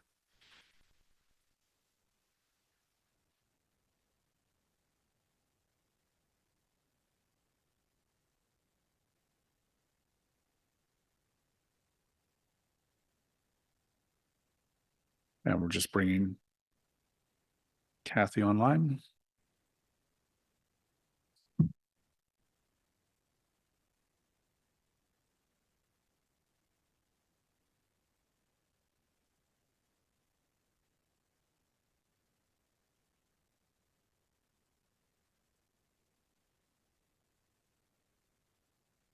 Kathy, you're not muted.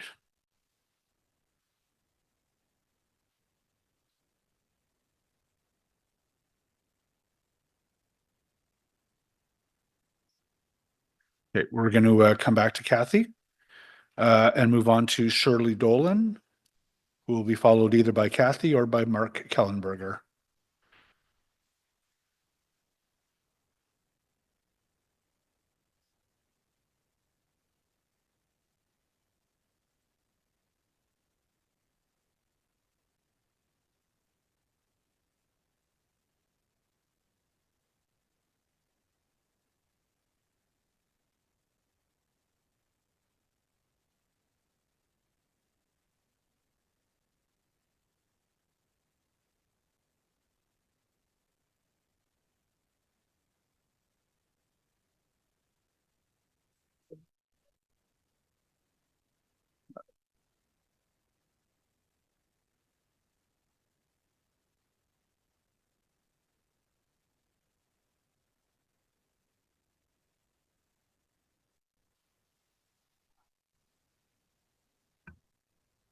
Shirley, it looks like you've come off mute. If you're ready, you have 5 minutes to make a presentation to the committee. Thank you very much, Mr. Chair. Can you hear me all right? We can. Perfect. Very clear. Thank you.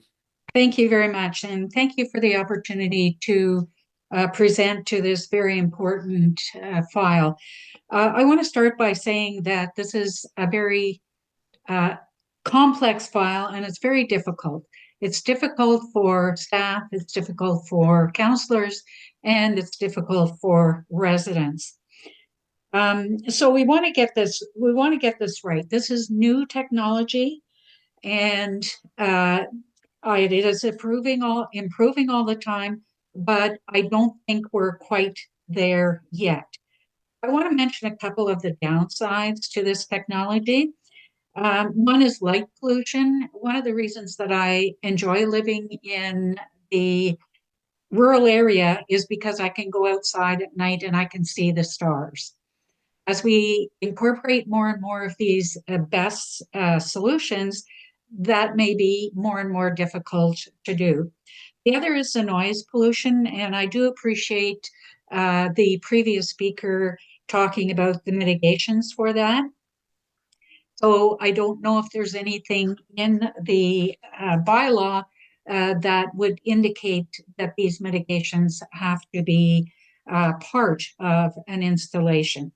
There's water contamination. That's always a concern for rural residents. And of course, there is a risk of fire. I know there's new technology out there, but I'm just not convinced that we're there yet. So I think it's important to protect people, property, and animals at all costs. What I would like to do is join my voice with some of the other speakers that have asked for an increased setback. I'm hoping that can happen. The other aspect is I'm really hoping that we can more put these BESS installations in industrial areas as opposed to on farmland, whether it's pasture or whatever. I just think it would be a much better fit. There's a couple of aspects that I would like to add. One in particular, gas plants have been mentioned by some of the previous speakers. I think it's important to not mix apples and oranges. BESS technology is storage. It does not produce power or electricity. It takes from the grid and it gives back to the grid. Gas plants produce energy, and they can be waiting there to balance the load if indeed that is required, as it will be as we go forward. One aspect I would like to put forth is the European Union has designated gas plants as green. We don't here in Canada think of them as green, but in Europe they do. So I think they should be considered as part of our solution going forward. Thank you very much for this opportunity. That is my presentation. Shirley, thank you very much for your presentation today. I don't see any questions for members for you. Let's get to the right screen. Yeah, I don't see any questions for members for you. So we'll move on to our next presenter, who will be Kathy Black. Kathy, we can hear Good morning. you. Can you hear me? We can hear you. Please go on ahead when you're ready. Oh, great. Thank you. Good morning, everyone. As a former farmer, I'm asking the committee and staff take a second look at the zoning definitions for battery storage in rural areas. We need rural agricultural land to grow crops, feed Canadians, and raise our livestock. I believe that it's better to situate the BESSs closer to where the actual energy demand is, not on rural and farmland. Next slide, please. I inserted this slide to remind everyone of the commitments made at the Rural Summit. This is page 7 from the Rural Summit. Through zoning bylaw processes, invest more time and energy into approaches that preserve agriculture, develop zoning rules for renewable energy battery storage infrastructure that respects the needs and interests of rural Ottawa. BESS belongs close to where the energy need is, in a commercial urban area. I think it's better to do this right than to rush it through. Next slide, please. The ask. I think we need to take a closer look at the comprehensive zoning bylaw changes being proposed, including taking a deeper dive into fire risks so that we can preserve our private wells and our drinking water. If the Planning Act also has a statutory notification distance of 120 meters, I think this needs to be broadened in the city's official plan, because the zoning bylaw could be at risk in terms of the notification to farmers. For example, if I own 200 or 300 acres of land and the statutory notification distance is only 120 meters, a lot of people may never know about the proposed site plan amendments. Also, as one of the other speakers mentioned, I think it's important to include the site plan amendment application has to be included for anything that's going in the rural area. It can't be exempt for an accessory BESS. Next slide, please. Rural residents are very concerned about environmental impacts of a BESS fire for their drinking water and their soil being contaminated. We don't believe the setbacks are sufficient. And the other thing to keep in mind is we probably all have our own generators in the rural area. So the energy demand is coming from urban areas. So why not co-locate the BESS where the demand is? Next slide, please. I've included this slide of young husband's store. This is an old picture and the current picture. This belongs to the city. And almost 20 years later, the land apparently is still contaminated. Next slide, please. Young husband's store was owned by a private owner, and now it's owned by the city. And basically, I guess my question is, if 20 years later, the land is supposedly still contaminated, and we had a BESS fire, how long would rural residents have to wait for their drinking water and their soil to be decontaminated? We rely on our well water for our potable water and our soil to produce crops and food and to raise livestock to support Canadians. Next slide, please. The BESS setbacks vary across the province and across BESS projects. Energy producers such as Hydro One and Hydro Ottawa install their energy infrastructure on public lands. At the very least, energy infrastructure should be installed in the urban commercial areas, co-located to the hydro corridor where the energy demand is actually located. Next slide, please. Ratepayers are very concerned because of the risk of fire and toxic residue. We don't have fire hydrants. We have volunteer, not career firefighters, and we don't have access to city water. Next slide, please. On this slide, although I know we're not considering specific locations for BESS installations, I wanted to put this forward so that staff can take a look at 4 other proposed sites when it comes down to looking at site-specific BESS installations. The reason I've chosen these is they are on the hydro corridor in Canada, and they could attach to the required voltage. So I'm saying have a look at these commercial, urban, vacant land parcels and give them a second look. The focus of this meeting, though, however, is to request that staff takes a second look at what the requirements are for the land use in the agricultural areas. Don't take away our agricultural areas and potentially contaminate our water supplies for an energy production utility, which could be located close to where the demand is for the actual energy. Thank you very much for your time. Thank you, Kathy, for your presentation. Are there any questions from councillors? Okay, I'm seeing none. Thank you. Next speaker is Mark Kellenberger. I think Mark is online. Hi, Mark. Hi, folks. Hi.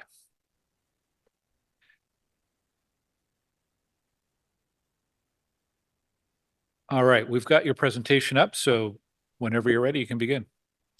Excellent, thank you. Hey, folks, my name is Mark Kellenberger. I am a senior engineer consultant for DNV. DNV is an independent engineering firm. You can actually go to the next slide.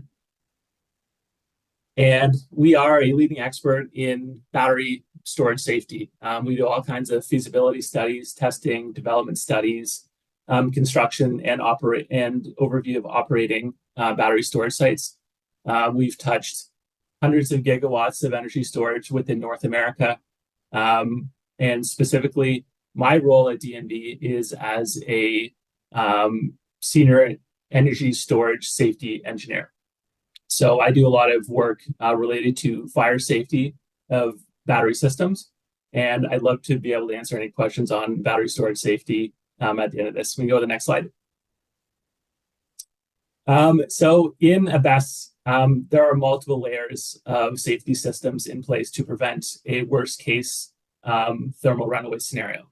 So right at the start, that includes the battery management system. So this is advanced monitoring software built into the battery that actually looks at the status of the battery and how it's operating and can remotely cut power to the battery if there are any anomalies detected. Second layer on top of that is a fire detection system. So that's pretty typical of what is required in any housing development, any multi-family dwelling. Fire detection systems Laid on top of that are advanced fire suppression systems. These can range from anything from water injection systems to more advanced firefighting chemicals. Even beyond that, batteries, if they fail in a particular way, they can produce gases that are flammable. So there are explosion prevention systems built into all these energy storage system enclosures. And on top of that, again, there's an explosion protection system as well, in the event that there is an explosion that is managed in a safe way. So the key takeaway here is that there's many system safeguards that have to fail before there's some catastrophic failure event for a battery storage system. Go to the next slide. So what are developers doing to ensure safety is built into every step? So early planning, so talking to city councils like this, choosing locations, making sure that they comply with any kind of regulatory frameworks, working with first responders and authorities having jurisdiction. So that is Ottawa Fire Services. And developing into the construction phase, there's all kinds of different equipment verification and testing, development of emergency response plans, and hazard assessments that go into place before a battery project begins to operate. So in my role with DNV, we work with many developers to develop these emergency response plans. We liaise with local fire departments, and we develop hazard assessments to evaluate the risks that are associated with any of these battery storage facilities. And go to the next slide. So in terms of what is required of battery storage systems within the industry, in Ontario, there's the Ontario Fire Code, there's the Electrical Safety Code as well. There's also industry standards on top of that that are very stringent. So there's a number of UL standards primarily, and there's a number soup here, but UL 9540 is a really important system certification that any battery operating in Ontario needs to adhere to. And part of that is UL 9540A, which is actually failure testing of the battery storage system. And kind of encompassing all of these is a National Fire Protection Association guideline called NFP 855, which dictates the installation of battery storage systems. So this includes recommended setback distances, container spacings as well. And the industry is also moving towards what's called large-scale fire testing. And go to the next slide. So large-scale fire testing is a worst-case failure simulation. So this is a lot of the testing that I do with DNV. And this is the setup of a particular test that we ran on a product that is that Brookfield is looking to install at some of the project sites that are proposed project sites that have been discussed. These battery storage containers are set up in their minimum recommended spacing on site. And my role here is to deliberately cause a worst case failure scenario, i.e. lighting it on fire. So we go to the next slide. So this is some images from a large-scale burn test that DNV performed on the SunGrow product. And the key takeaway here is that even in a worst-case fire scenario, the fire did not spread to adjacent containers. And we go to the next slide. And these are just some pictures of the after the fire test. So this is a worst-case fire that we ignited within the container. It completely burned all the batteries within the container. And if you look at the images from container B, C, and D, you can see that the fire did not spread to these adjacent containers whatsoever.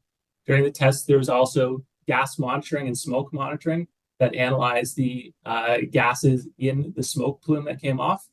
And downwind of the battery, there were no concentrations of harmful gases found that exceeded any NIOSH safety limits during the test. So I'm happy to answer. I'm sorry, you are out of time. That's all I had. Thank you. Perfect. I'll take a look to see if there are any questions from members, of which I see none. Oh, please. Thank you for your presentation. I was just wondering if you could offer a comment on some of the conversations we've had about having a setback that is sensitive to the size of the installation. Is this something that you've seen in other jurisdictions that you've worked in, a particular sensitivity to a rural versus urban context? Yeah, so in terms of setback distances, those are generally dictated by performing what's known as a plume analysis study or consequence.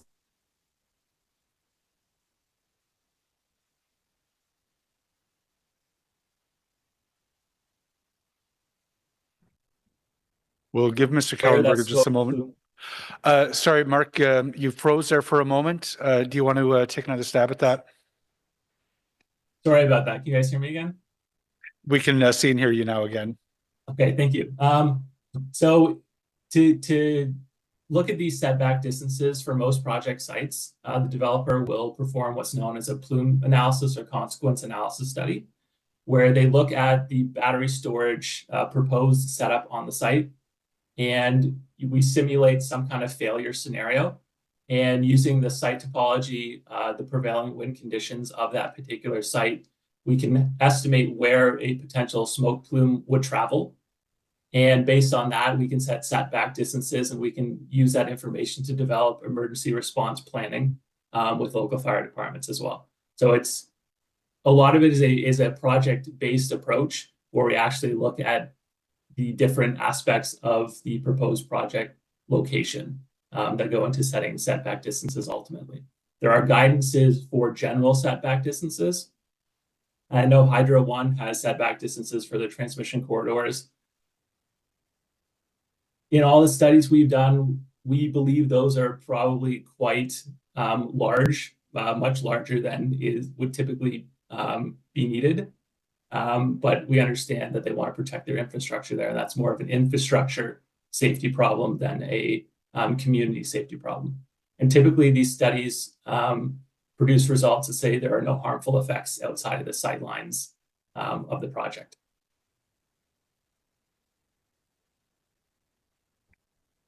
Mr. Kellenberger, thank you very much for that. I don't see any further questions for you, so we'll move on. Our next presenters will be Alex Simikoff and Jeff Wright, who will be followed by Raymond Laurier.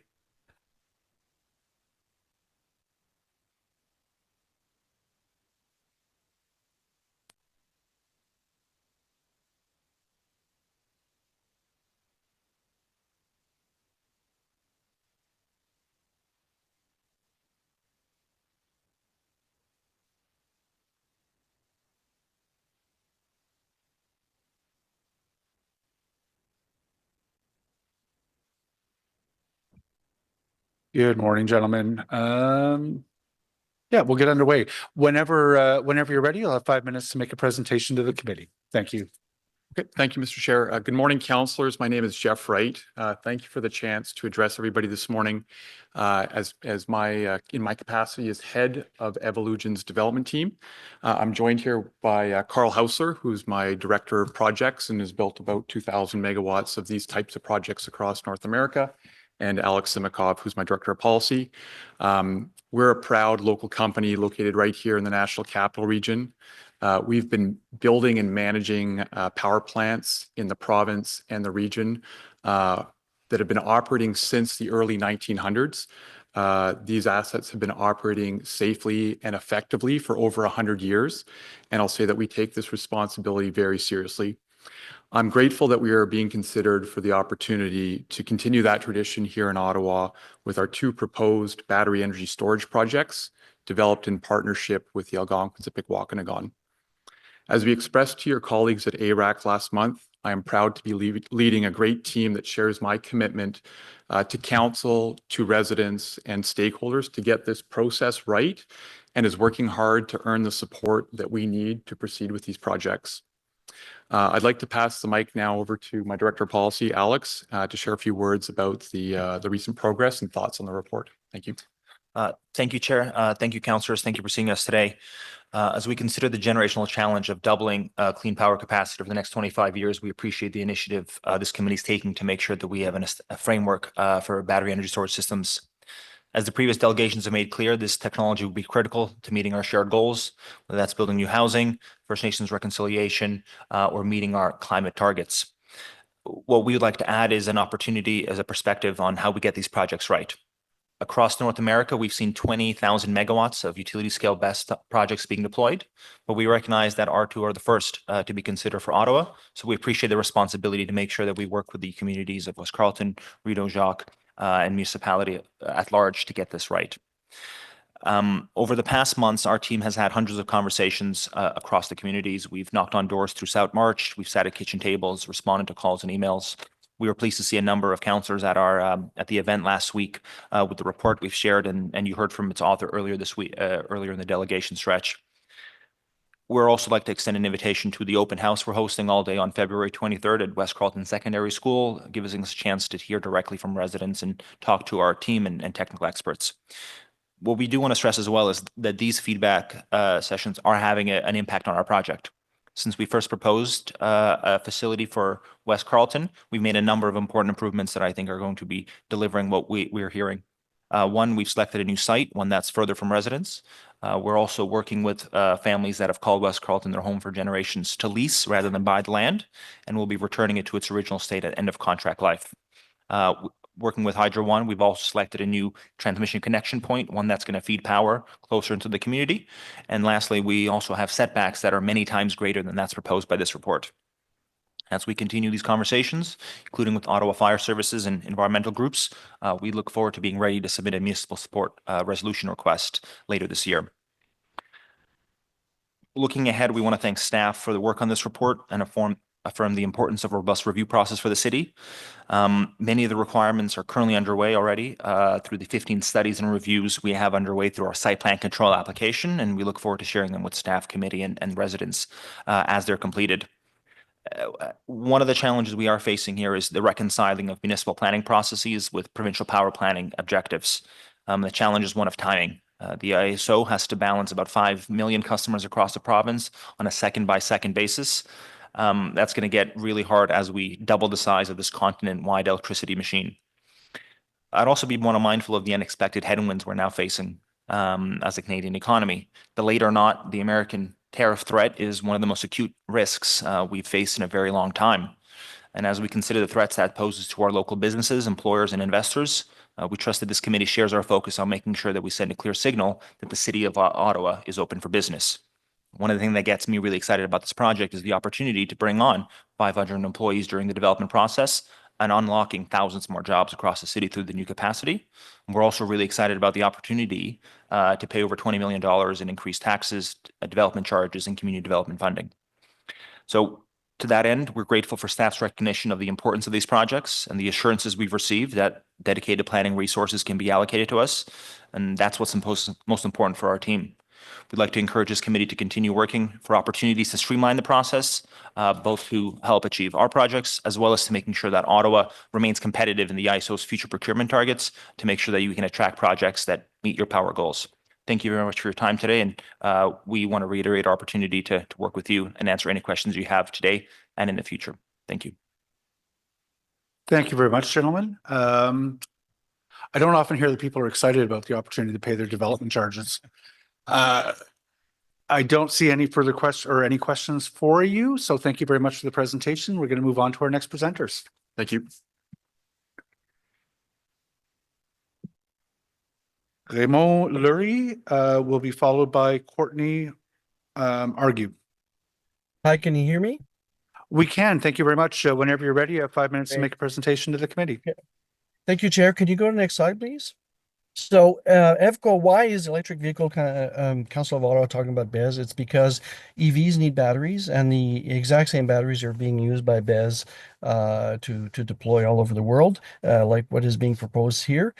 There's lots of disinformation about EVs and their batteries, and we're seeing a similar thing with BESS. Lots of disinformation out there, and it's very easy to scare people.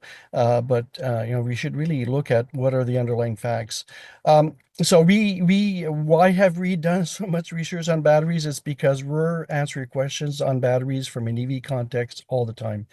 So we're very familiar with the technologies, the chemistries, and what's coming down the pipe. Next slide, please. So I've talked about this at AIRAC, that the older batteries were very much subject to fire if there were breach. And you can see an example there where poking something into an iPhone battery causes it to burn. Next slide, please.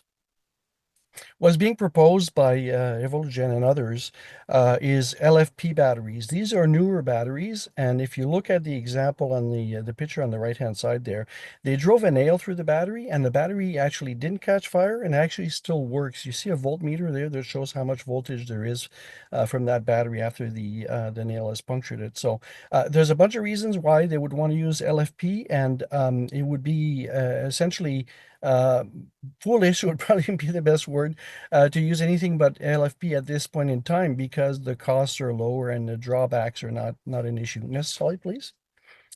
So LFP batteries, they're still subject to something called a thermal runaway, but in the case of LFP, the recommendation is to use water to cool them down, and once you've cooled them down, the thermal runaway stops. So it's not like the other batteries. The fire we saw a couple of weeks back at Moss Landing was with older chemistry, as someone else pointed out.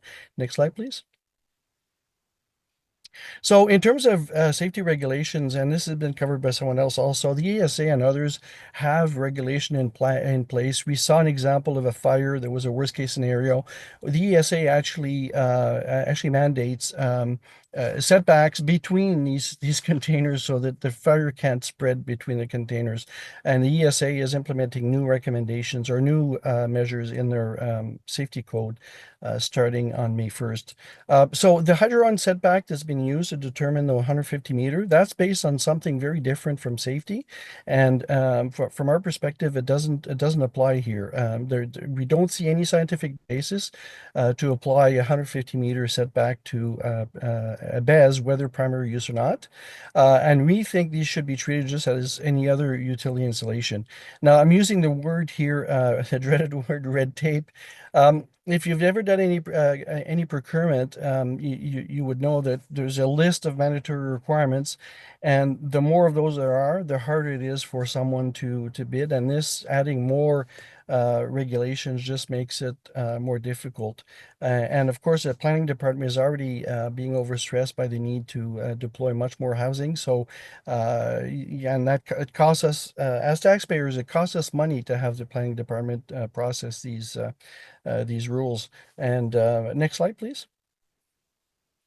Here, I just want to show, this is the IKEA, the BESS that's at IKEA. This was installed in 2022, and nobody noticed it. Why? Because it's not a problematic installation. So you see the white box in the middle there? That's what they look like in real life. And what would happen with the proposals that are being done is that you would have many of those in one site. That are spread apart so that fire can't go from one to the other, and to make it safer. So with that, that's the end of the presentation. Thank you very much for that. I'm taking a look. I don't see any questions for you from members. So thank you very much for the presentation today. And we'll move on to our next presenter, who is the final presenter this morning, Courtney Argue.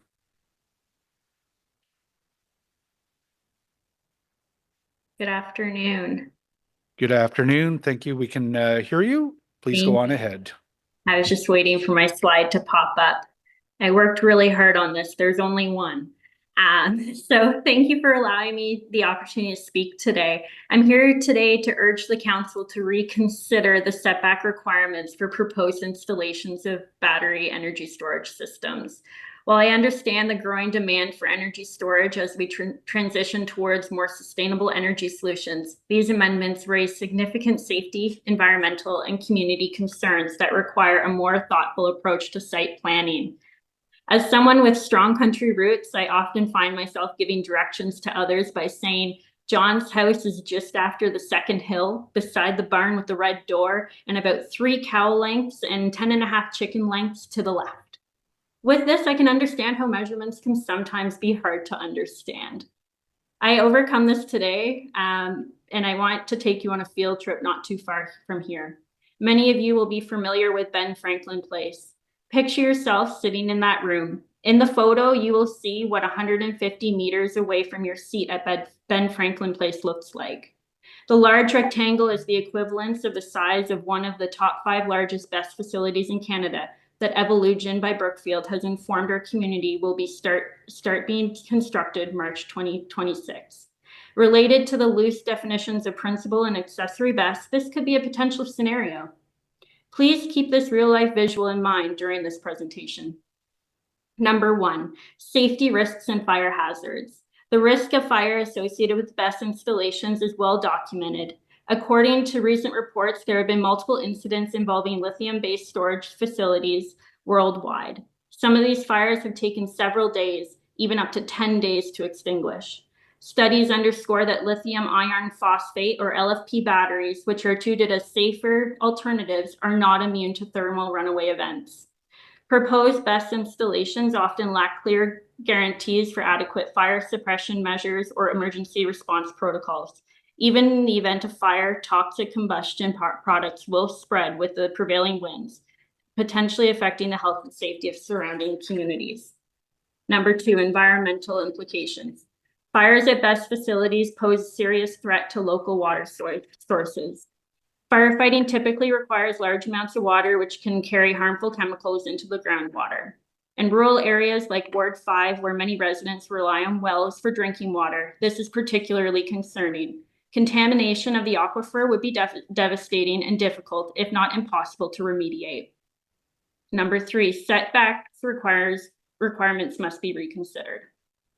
The current setback requirements proposed for BESS installations are inadequate and fail to account for the scale of these systems and their proximity to critical land uses. I think Mark and I were on the same brainwave on this example because I too found myself trying to understand more about what setbacks for farming entities were. I found similar numbers for setbacks for a dairy barn, more than 3 times the required setback to avoid insulting our noses. In comparison to a 150-meter setback for chemicals and transformers and batteries that could permanently destroy our water table and deny Ottawa residents of a United Nations declared human right of access to safe water, in which we currently have. Given the potential hazards posed by BESS installations, such as fire risk, heat dissipation, and toxic emissions, it is reasonable to apply similar or greater setback requirements for these facilities. I urge the council to reconsider the setback regulations accordingly. Applying a precautionary principle approach similar to those used for livestock sittings would have safeguard health, safety, and well-being of our community. Additionally, the decision-making process for sitting these facilities must involve thorough consultation with city staff and the community to ensure transparency and proper consideration of local impacts. With now knowing some of the risks we are up against, I'm urging you to reflect back on our short field trip when I present you with the following recommendations. I urge the council to 1, amend the bylaw to require more stringent setback distances that account for installation size and proximity to agricultural, natural, and residential areas. 2, ensure that comprehensive fire prevention and suppression protocols are mandated and tested before any future approvals. 3, demand environmental protection measures and community compensation frameworks in the event of incidents. In close, we all want reliable and sustainable energy, but it cannot come at the cost of our safety, health, and environment. I respectfully ask you to put the community first by amending the bylaw to reflect these critical concerns. Thank you. Thank you very much, Courtney. I'm just going to make sure I'm on the right screen.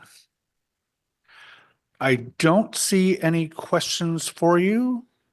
So I'll just thank you for your presentation and we will move on. That is the end of public delegations, colleagues. If anyone has questions for staff or comments that they want to make, now is the time. Councillor Johnson. Thank you, Chair. And yes, so IKEA is in my ward, as well as Ben Franklin Place is in my ward. So thanks for visiting College Ward this morning with us. And we are trying to organize a visit to the IKEA site if there are any councillors that are interested in visiting, although we've just seen what it looks like on the slide. It's fairly benign. But all this to say, I am very interested in BESS as a solution, given that our ward was deeply impacted by major weather events over the last several years.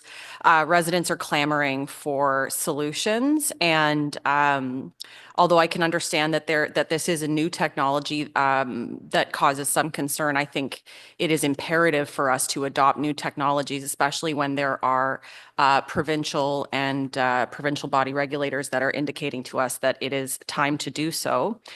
So I just wanted to ask a little bit about the evolution of this policy over time. So, you know, some of the concerns that we've heard today are that it's not moving fast enough, that it's not moving far enough, that we're not treating BESS like a public utility at this time with the greatest amount of permission and the fewest restrictions as possible.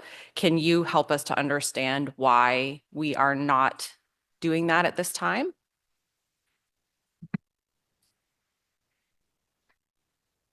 Thank you, Mr. Chair. Thank you for the question, Councillor. We have learned a lot through the development of the report that there are different contexts to be considered. The contexts that have been put forward in the report look at a battery energy storage system from the standpoint as a principal use, where there are a number of containers on a site. So looking at all of the different perspectives and considerations that go into what would need to be considered for a principal battery energy storage system, and then looking at it in the context of a battery energy storage system as a supportive use that's accessory. So we've tried to accomplish that, taking into consideration all of the feedback that we've received in this process. And I would say that's how it came to be. And Chair, I'd just add that, you know, in terms of permissiveness, the official plan amendment before you permits principal use battery energy storage. The zoning bylaw amendment process associated with those is not to debate whether a BESS would be permitted. It's really to focus on what are the appropriate siting and sizing requirements of that installation that's being proposed. And as we heard from delegates today, it's a variety of technologies that may or may not require different setbacks. So the official plan also is looking at providing us for some information so that we can better determine together what are the appropriate siting and sizing. And so do you anticipate that there could be an evolution of this policy over time as we come to understand the technology better? Chair, certainly that's an avenue that's open. This is very new technology for municipalities to deal with. As we learn and how that technology changes over time, we can certainly amend our framework and our regulations to adjust to how BESS is changing as well.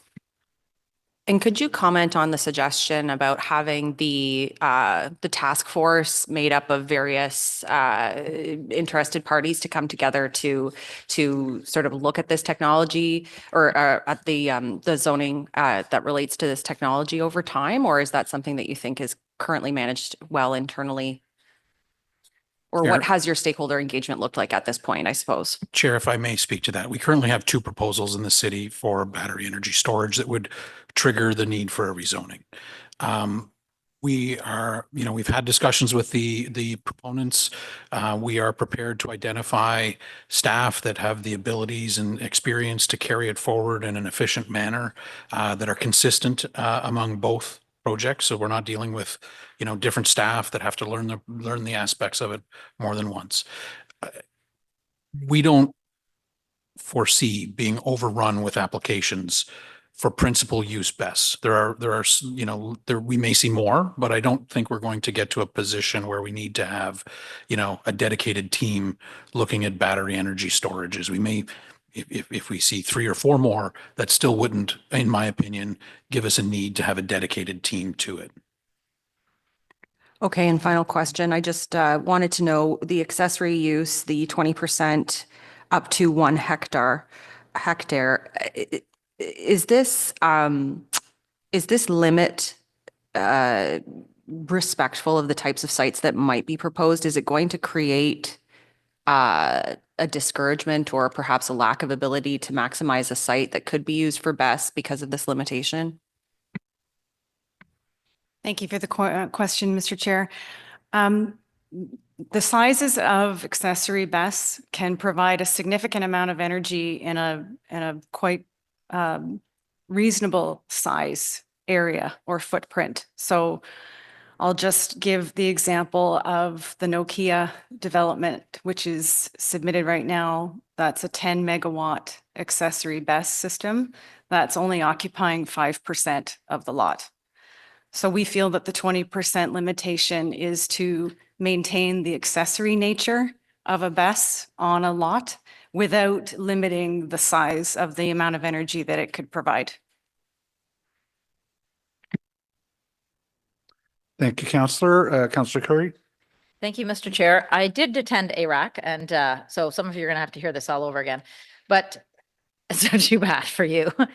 But the one message I made at ARAC, and I really appreciate the fact that Councillor Devine, Councillor King, Councillor Johnson, and Councillor Carr came to Hub 350 to listen to this. But the energy needs, certainly for the technology park in Canada, are real.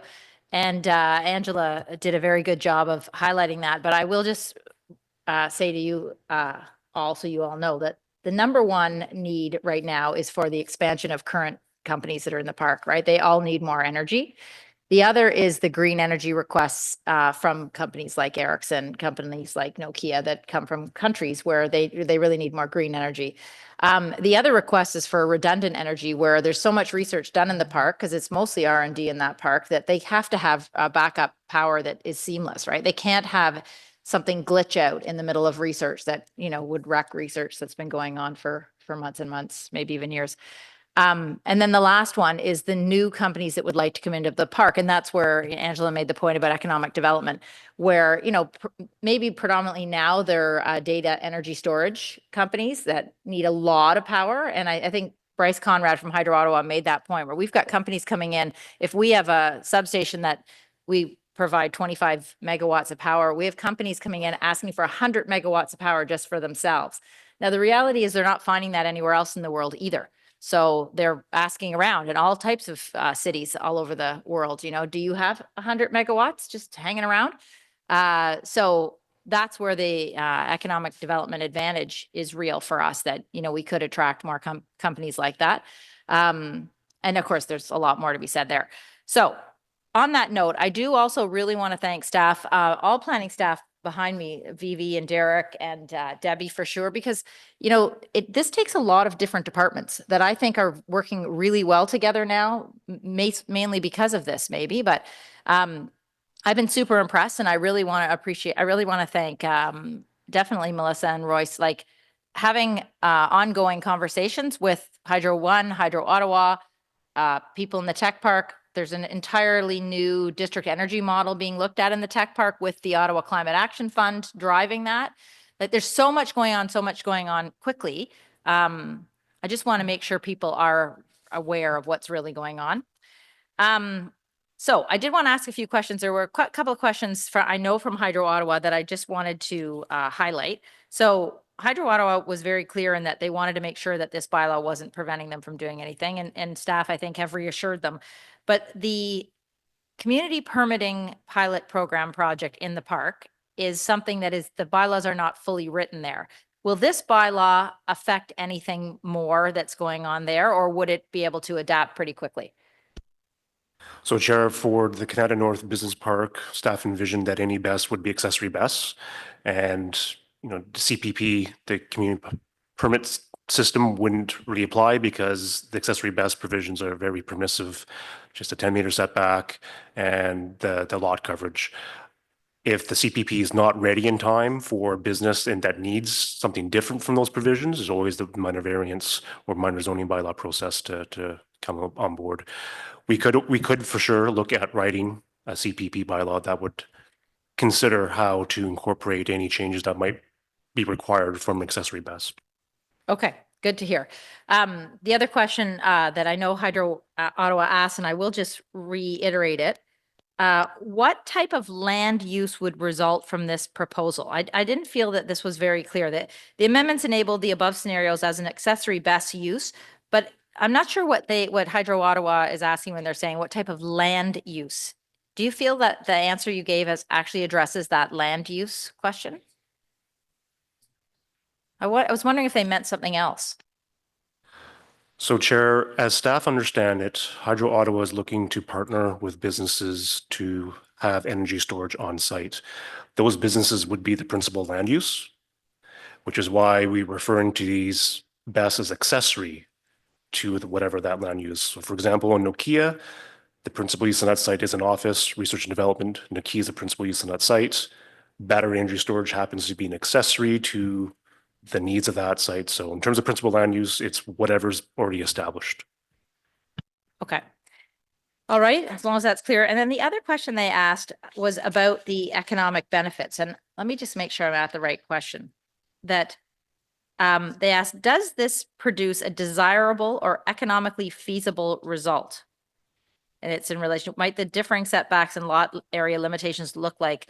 What might they look like on a map site plan in different types of zoning and buildings and sites across the city? Does it produce a desirable or economically feasible result? And did staff feel that they couldn't really answer that question fully because there's too many variables, or like an economically feasible result? What do you think that Hydro Ottawa is trying to get at there? So Chair, staff can try to take a stab at that, and like strategic initiatives can feel free to weigh in after. Economic development can mean very, very many things. What planning is looking at is trying to make accessory BESS as permissive as possible by respecting what is on site already as a principal use. So we don't want to have someone come in and have most of the site be a battery energy storage, because that's no longer accessory. So that's what we're looking at, is really establishing what's already there would still be that dominant use on the site, and just to make sure that there is a sufficient setback for any safety regulations.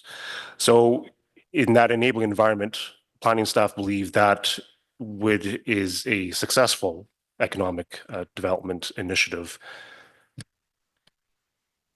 Okay, can I just ask then that you have a further follow-up conversation maybe with Bryce Conrad on that? Because I mean, when Chair Leeper was joking about, I've never heard anybody happy to be paying property taxes, but the uplift in some of these properties that these BESS projects would enable is important for us to understand, right? So I think I don't know, but I would say that maybe Hydro Ottawa is looking at the overall, if you look at all of it. And I appreciate that planning has to look at planning, but in terms of it being economically feasible for many ways, if I could just ask that there be a follow-up conversation on what he really meant by that.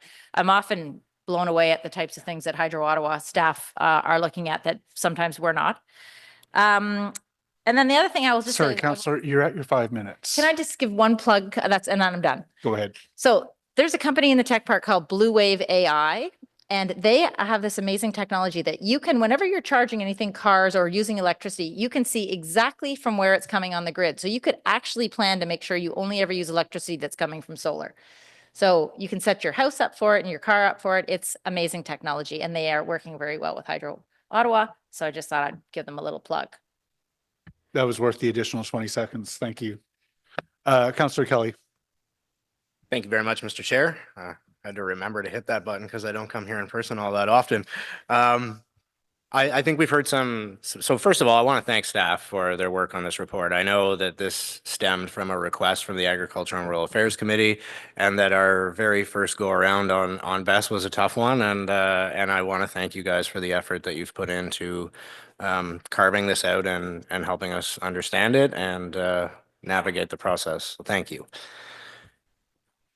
I know I've heard from residents, and the committee today has heard from residents who still have some concerns, predominantly living in the areas where these applications are going to be coming in and have been coming in about setbacks.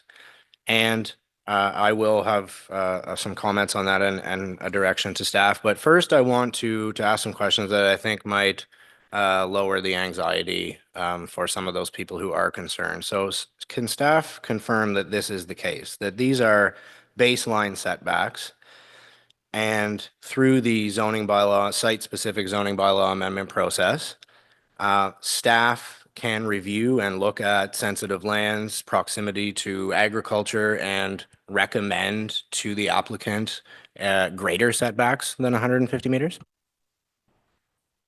Mr. Chair, that is correct, Councillor. We recommended the 150 meters setback, which is from Hydro One's infrastructure setback protection. So It can always be adjusted based on the review of additional plans and studies that accompany a site-specific zoning bylaw amendment. Thank you so much. So I'm hoping that you will be open to this direction so that staff explore the feasibility of scaled setbacks based on the size of battery storage facilities and report back to both the Agriculture and Rural Affairs Committee and Planning and Housing before the end of Q2 2025. Happy to adjust that timeline if that's an issue.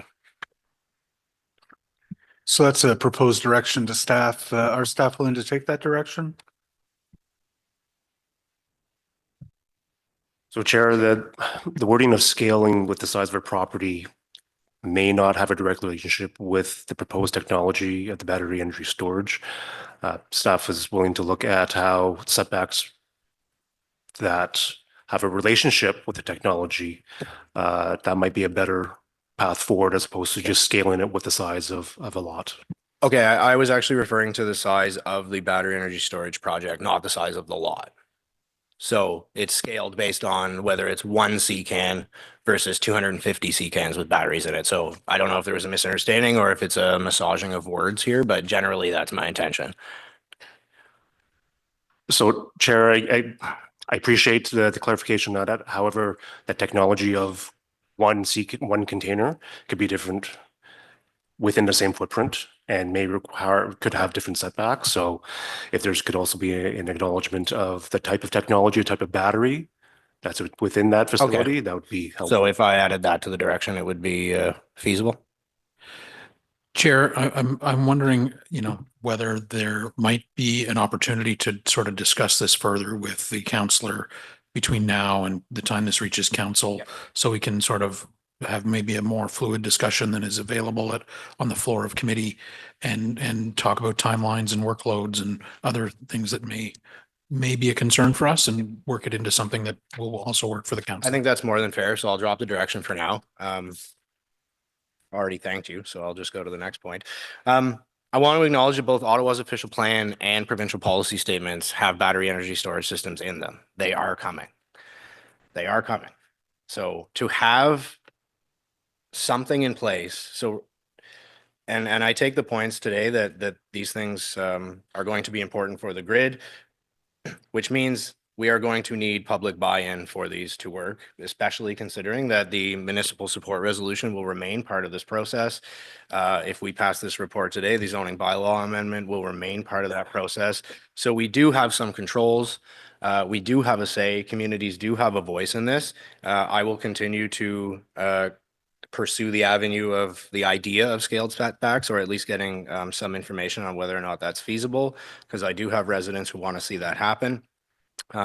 So I think what we have here is a step in the right direction. I don't believe it's perfect. I believe the people who don't want to see these in their neighborhood, these bylaws don't go far enough. And for the people who think these are absolutely critical to our grid, they go too far. I think that's a good place to land for now. And I know that there remain some concerns, particularly for rural residents, as these will be situated in rural wards. But if we don't pass this today, we're going to go back to having basically no guidelines specific to BESS, and we will be in the same situation we were a year ago, that I don't think, the public or the applicants enjoyed all that much. So I will admit that there could still be some improvements perhaps to this in terms of size and setbacks.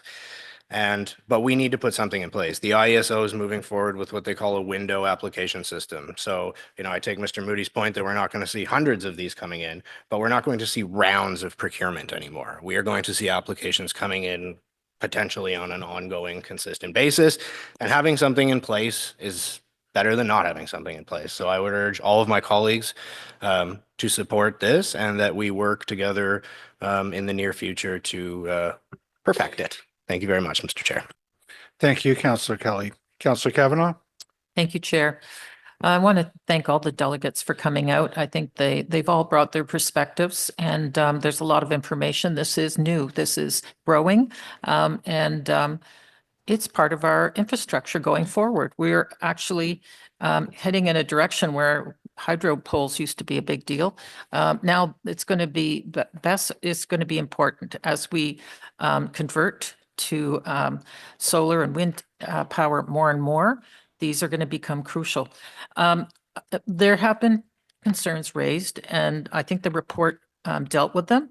But since Chief Hutt is here, can I just ask his comment on the report and if he's satisfied with it? Chair, through you, Councillor, thank you for your question. Yes, I've had lots of conversations and with our folks in planning. I think it was one of our delegates, Mark Kellenberger, when we looked at it from a fire safety perspective, I think there was a very accurate and informative presentation. You'll hear fire service talk about this a lot. Prevention is key. Being proactive is key. So I think what this allows is it allows the fire services and emergency services to be at the start of the application process, looking at battery management systems, how fire detection, how fire suppression in these sites. And I think a number of times it was said today, the BESS technology is moving so quickly and so fast, and I think some of the regulations are having difficulty keeping up. So I am satisfied with what is being proposed before committee today. I think it will allow our service to review each application on a case-by-case basis, and by doing so, provide our comments at the start of the application process. Thank you very much, Chief Hutt. And I think that's really important. And your emphasis on prevention, of course, is crucial. No, great presentations. We see this coming forward. Can't wait to see what's happening next. And the Canada Tech Park is probably going to be a leader. So they're right next door to us. So we'll keep an eye on them. Thank you. Thank you very much, Councillor Kavanaugh. I don't see any further questions. Is this item carried? Oh, sorry, there's the motion from Councillor Kitts. Is that carried? Carried. And then the motion is amended, or the report is amended? Perfect, thank you. If you'll give us 90 seconds, Vice Chair Gower and I are going to switch seats for the next item.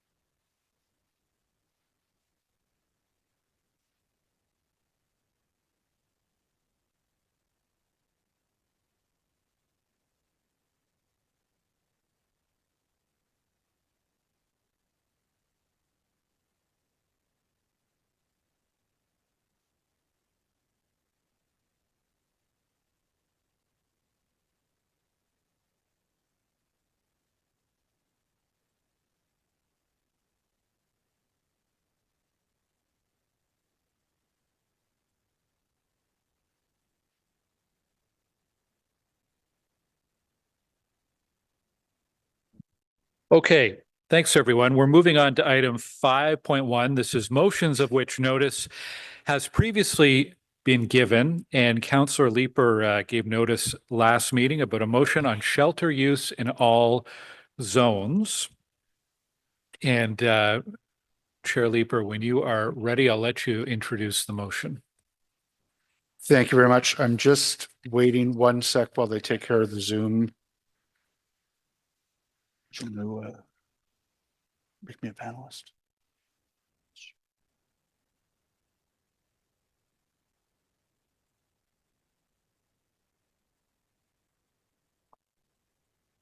Fantastic. Okay, thank you very much. Thank you very much, Chair. I won't reread the full motion, but I will read the therefore be it resolved and read the full I lost it. Be it further resolved. There we go. Okay, so the motion that I've brought today is therefore be it resolved that staff be directed to bring forward a proposed amendment to bylaw 2008-250 that would permit shelter use in all urban zones consistent with the proposal in the draft comprehensive zoning bylaw and official plan at the earliest opportunity, and be it further resolved that shelter shall have the same definition as that in bylaw 2008-250 until such time as that may be amended through a future new comprehensive zoning bylaw. And be it further resolved that regardless of the modification to bylaw 2008-250 that would be affected as a result of this motion, any shelter use at 40 Hurst Way would be required to seek a rezoning to permit shelter as a use, and that staff provide the necessary zoning language to give effect to this direction. So colleagues, I'm trying to achieve, I think, 3 things today. I'm trying to find my list of what I'm trying to achieve. There are sort of 3 goals that I want to accomplish through doing this. And the first of them is really to ensure that as applications for shelter use move forward, be they staff initiated or third party, that the conversation that we have with residents is an honest one. Our official plan says that shelter use will be permitted in all our zones. And until we change the comprehensive zoning bylaw, I'm worried about a disconnect between what the current zoning in our city says versus what the official plan says. So this is something that I think residents find frustrating right across the entire planning process, that the official plan often dictates that we as a committee and council really don't have a lot of choice except to approve things because that's what our official plan says. And that's what is the case with respect to shelter use. If someone moves forward with the shelter use rezoning, it is really black and white on us that if it's just the change of use, that we have to approve it because that's what our official plan says. We don't have grounds to refuse things if the official plan doesn't give us those grounds. The second thing I'm trying to accomplish is just to ensure that until we pass the new comprehensive zoning bylaw in hopefully December, that there is the flexibility for either the city or third parties to have new shelters in all zones without having to go through expensive, time-consuming rezoning processes. A rezoning process, even if it were lightning, would take 3, 4, 5 months. One of the counselors was talking to me this morning about some of what we're seeing in the US and the potential for a greater number of people crossing the border. We're going to have to be nimble over the course of the next year, and ensuring that our zoning is not a hurdle to putting new shelter in is going to be critical. The third thing, and it's a relatively small one, but I'm cognizant of the workload on staff. If we can accelerate this proposal now, that hopefully is one less thing that staff have to do as we move towards the comprehensive zoning bylaw in December. So that is on my mind as well. Colleagues, people have asked me, why not accelerate other things in the zoning bylaw? We've got a huge swath of activity across our zoning bylaw. This is one area where it is binary. The official plan basically writes the new bylaw. There's no question of nuance. There's no question of disagreement over wording. The official plan is really, really clear, whereas in pretty much every other sphere of what we're talking about in the OP exercise, there's room for disagreement between reasonable people. I'm not willing to short circuit discussions where there is legitimate grounds for disagreement and for searching for nuance. But this one, the official plan is clear. The official plan makes it very clear that we will not put restrictions in place to shelter use in any zone. So I'm hoping to accelerate that change today, and I hope I'll have your support. Okay. Thank you, Councillor Leeper. We have no staff presentation because this is a councillor motion. We have one delegation, but I just see we have at least one motion, and I think it'd be good to put that on the table before we go to our delegation. So Kate, if you could be patient. Councillor Lowe, you can introduce your motion.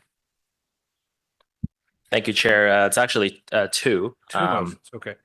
Two, but I mean, it relates to the same thing. The first one, I didn't have any time to write the whereases. So the first one is therefore be it resolved that the motion be amended to apply only to downtown, inner urban, and outer urban transects. And the sample text, suggested text is at the bottom there. And the second motion is therefore be it resolved that the motion be amended to include 1005-1045 Greenbank Road and 3311 Woodruff Avenue as sites required to seek a rezoning to permit shelter as a use. And I'll speak to it later.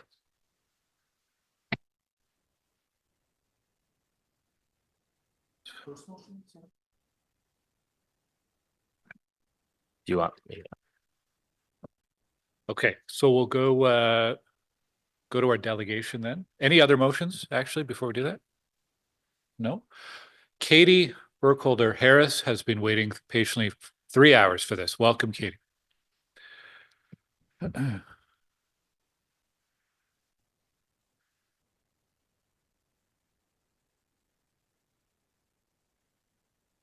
It's actually great. I got so much work done. Excellent. All right. Well, good morning / afternoon, everyone. On behalf of the Alliance, I'm glad to see a motion that recognizes people need housing services and supports in every part of our community. Enabling city staff and community partners to react quickly to community needs is essential to respond to a rapidly changing homelessness crisis.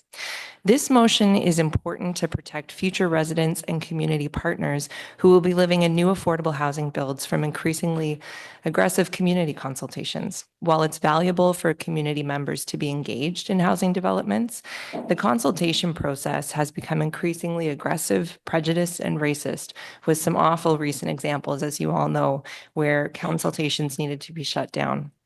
Alliance member agencies have actually had their own staff targeted by community members through these consultations, finding their private information and being threatened, all for trying to build affordable housing. Consultations are meant to be a chance to ask questions, share concerns, and learn more about a new development. Instead, they've become a referendum on who gets to live in a neighborhood. We can't keep having this conversation every time a new build for affordable housing comes when the need is so great. I commend council and staff for moving forward with this motion to address this challenge in adding new forms of affordable housing. I'd also like to highlight some pieces about the motion that are not entirely clear and moving forward would be helpful in future zoning discussions, particularly as they have significant impacts on how we plan our housing and homelessness system. There are several definitions for emergency shelter and transitional shelters in city documents with inconsistencies between the two. Unfortunately, there's not a whole lot of clarity on the distinctions between an emergency shelter and a transitional shelter, and the motion uses both of these terms. Both definitions state that support services are provided and use the almost interchangeable terms short-term accommodation for shelter and temporary accommodation for transitional shelter.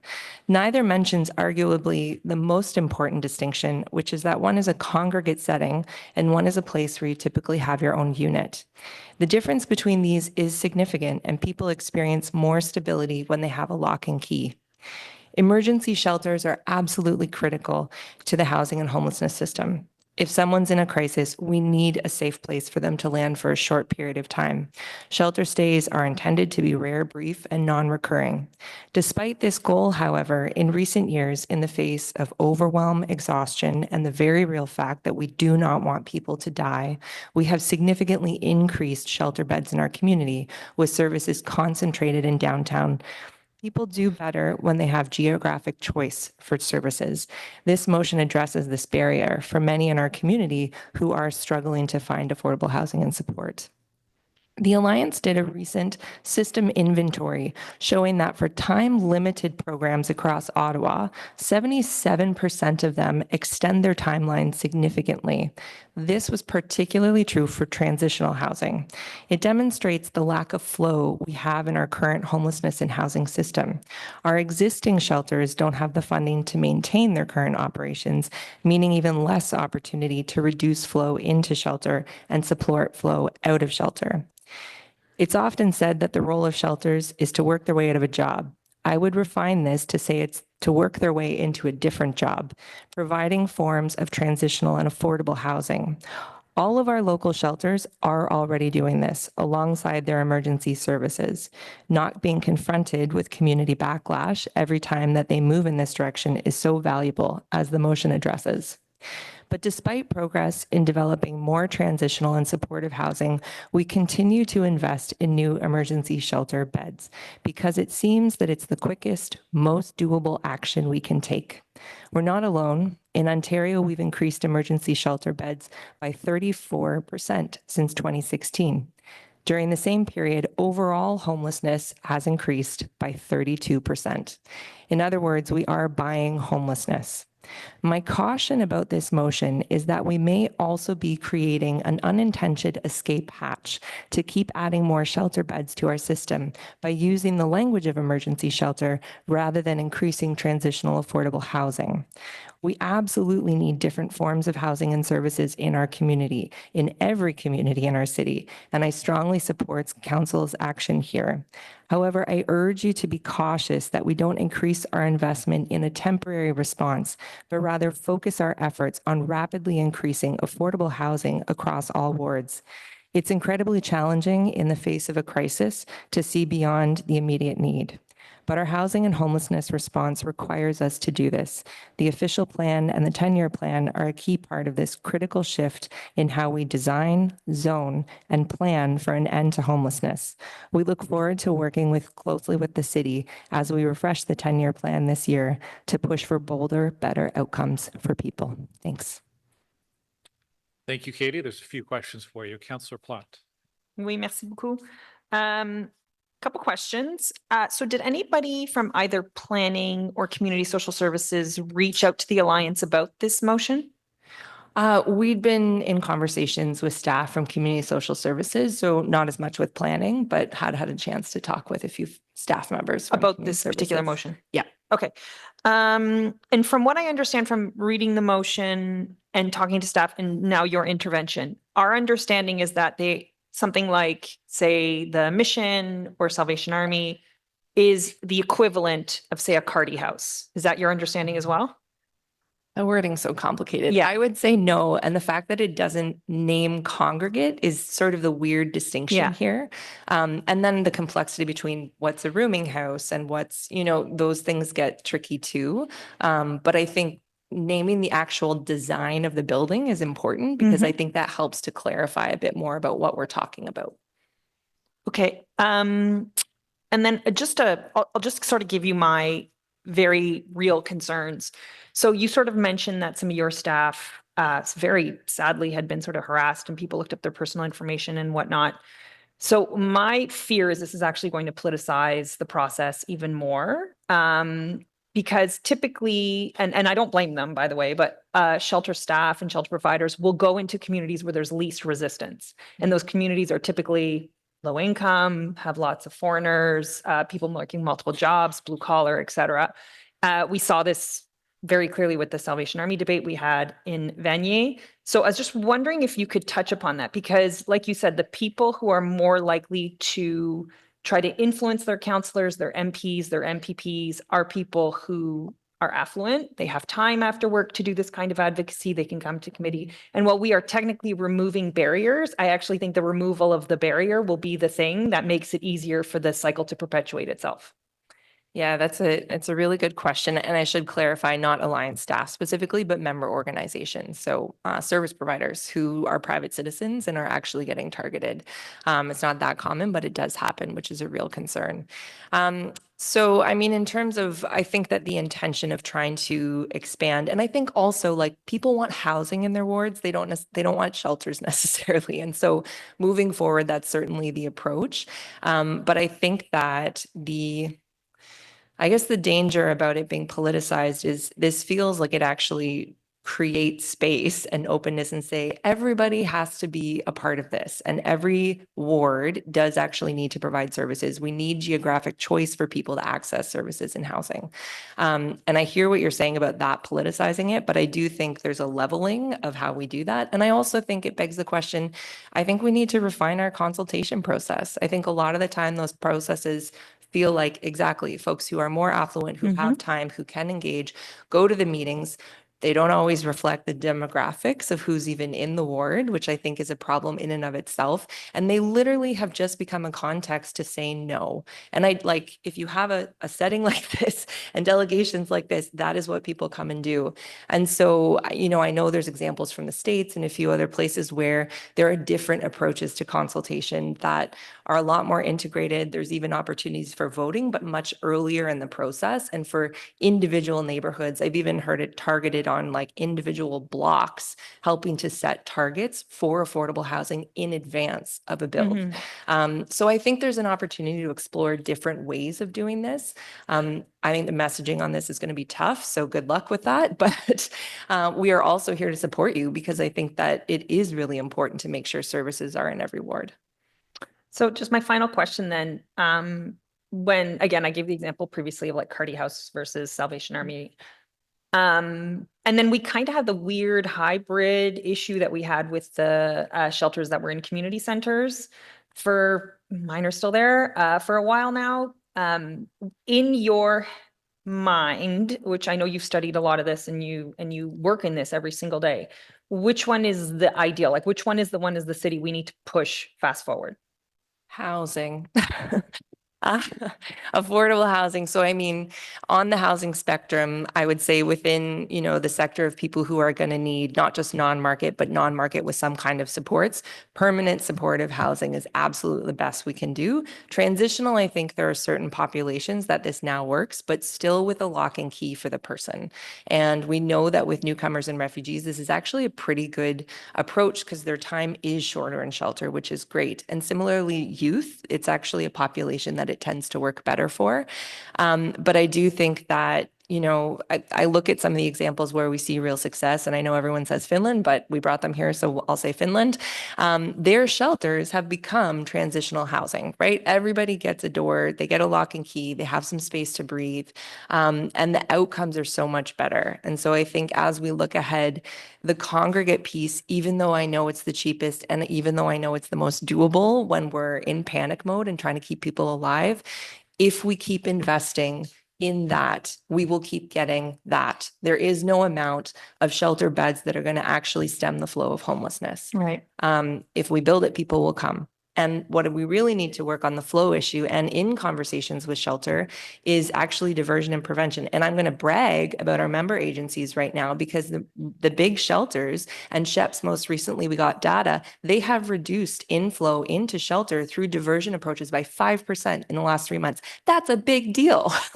So I want to just also stress, and I know this isn't zoning, so I know Councilor Leap, you can cut me off any second, but it is an opportunity where we can start to stem the flow and then hopefully create breathing space in the rest of our shelter system, enabling us to focus on transitional spots rather than shelter beds that are in a congregate setting where we know people's outcomes are not going to be as good. Thank you. I would say I really agree with you on the diversion and prevention piece. And I would say I sort of disagree with you on the leveling of the playing field piece, because I do think this will be politically leveraged by all levels of government to make sure certain neighborhoods stay certain neighborhoods. Yeah. Thank you. Councillor Leaper. Thank you very much. And thank you very much, Katie, for the presentation today. If the chair will permit me, I'll just very quickly say the wording of my motion is to ask staff to come back to us with a bylaw change that is consistent with the official plan in addition to the comprehensive.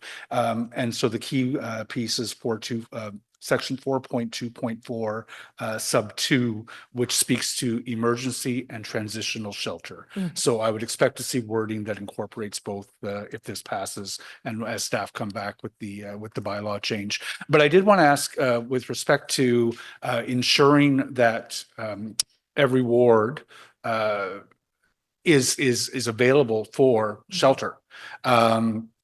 Whether Councillor Lowe's motion that would take the suburbs out of my motion, whether you consider that to be appropriate or not.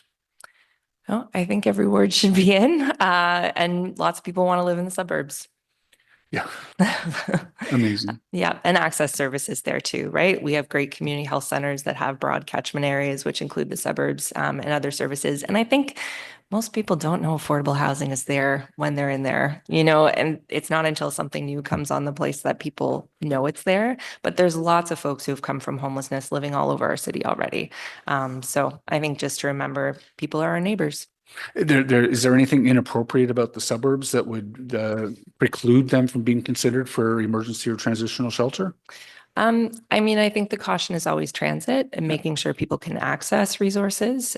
So if that is the barrier, then that feels like a different discussion. But I think there's nuance there, but I think ultimately having it in every ward is really important.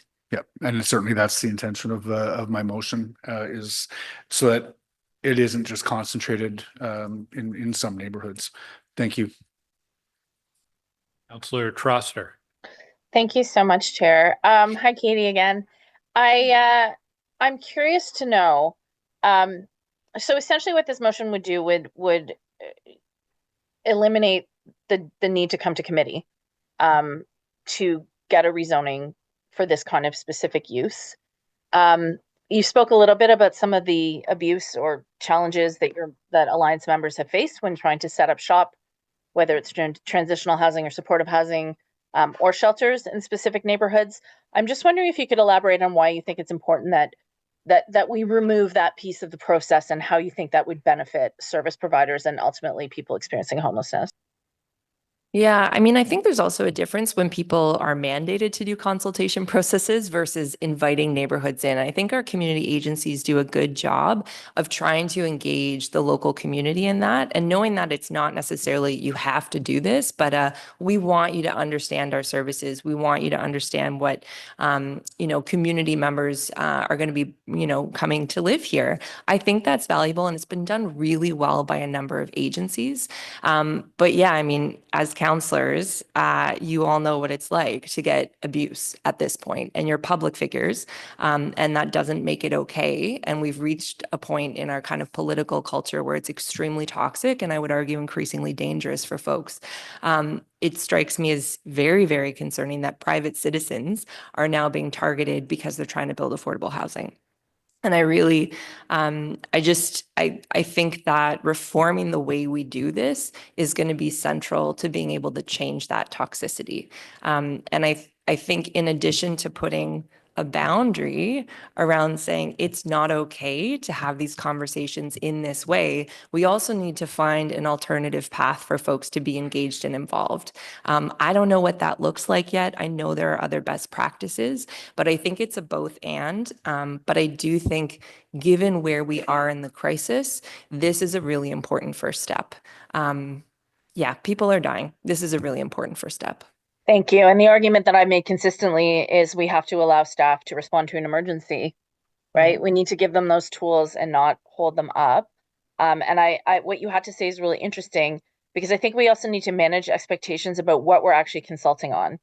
Because if the city determines that there's an emergency and that we need a certain number of facilities and that they need to go all over the city, have you put in any thought? So if we're not asking communities yes or no, and not inviting them to come and oppose a rezoning, what do you think the city should be consulting on in situations like that when one of these facilities or buildings or services comes into the neighborhood?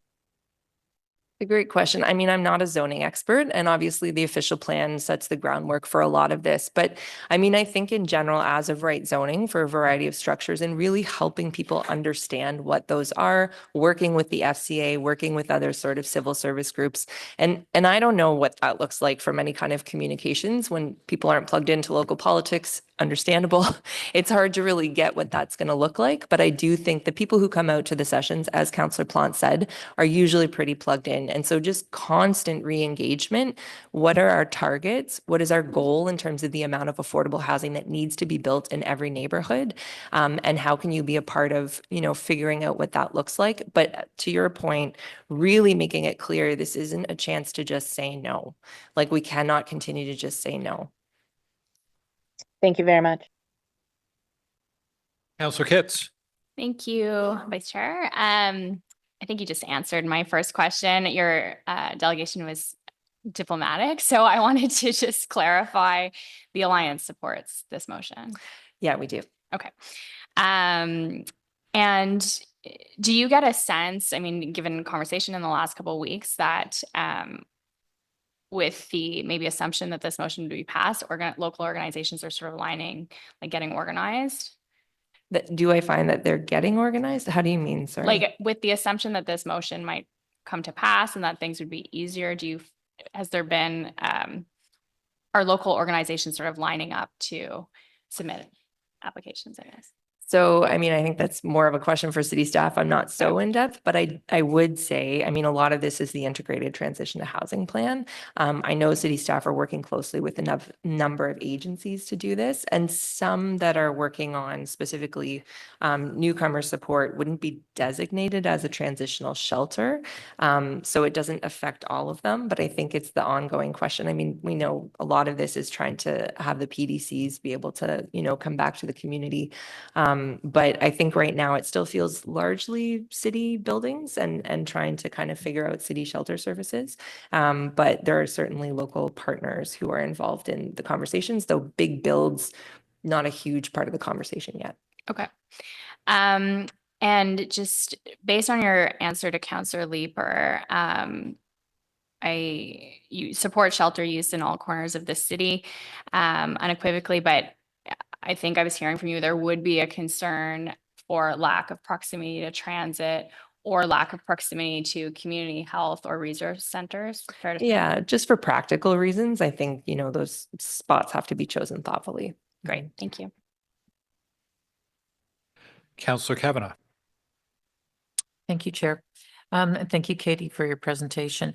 I think we're all on the same page that we really want affordable housing. And this is not what we want, it's what we're pressured to do because of numbers, and we need to be flexible.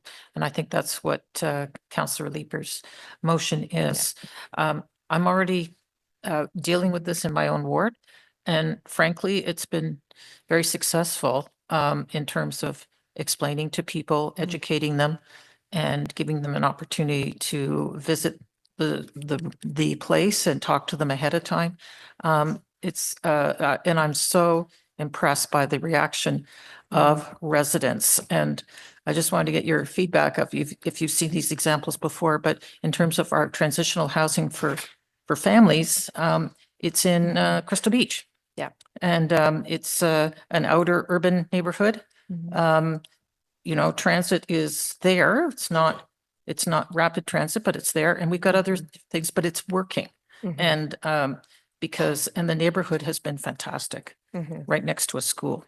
Yeah. I don't know if you've seen other examples like that. Yeah, I mean, actually, John Howard did a great bunch of engagement when they had opened a new building. This was years and years ago. It wasn't the most rapid housing initiative one. They had done basically had a barbecue for the neighborhood. They brought people in, they showed them their services. And so I think it's interesting too, because, families are a bit of an easier demographic to help people kind of get their minds around. Whereas folks who are leaving jail, it's a tougher group. To be able to help people see why folks really need housing to get stabilized and supported. So I think that's a good example of really opening up their doors to the community well in advance, having information sessions, and then I think actually having events where they had folks who were living there and they had community neighbors come in. And it just created a lot of goodwill, and it was done well in advance in order to support that direction. Yeah, before the misinformation gets out there. Yes. Yeah. Because we certainly had to deal with that as well, for sure. Yeah. Okay, thank you so much. Councillor Plante. Me again. Bonjour. So a couple things. So three things, and I have a question at the end. You said in your one of your answers, people are dying. We have to do that. I just wanted to say that that's true, but the reason people are dying is because they don't want to go to shelter. They want a door, they want privacy, they don't want their stuff to get stolen, they don't want to be woken up in the middle of the night, they may want to use drugs, which is they have every single right to, they may do shift work, and that just doesn't work for them. So we're sort of getting into this circular argument, which is, people are dying because they're out on the street. Well, they're on the street because they don't want to go to a shelter. So I don't understand why we are scaling up something that people are actually trying to avoid. And then I wanted to sort of circle back to the question about the proximity to healthcare and transit. And that was really weaponized in the discussions about the sprung structures by certain communities to say, we can't have these here because we don't have this, that, or the other. And, you know, something like transit is easily solvable. You just send more buses out to that area. So I would caution using those things as a way to say we can't have those things here, because that, you know, you just get into these circular arguments over and over and over again. And like you said, if they build it, they will come.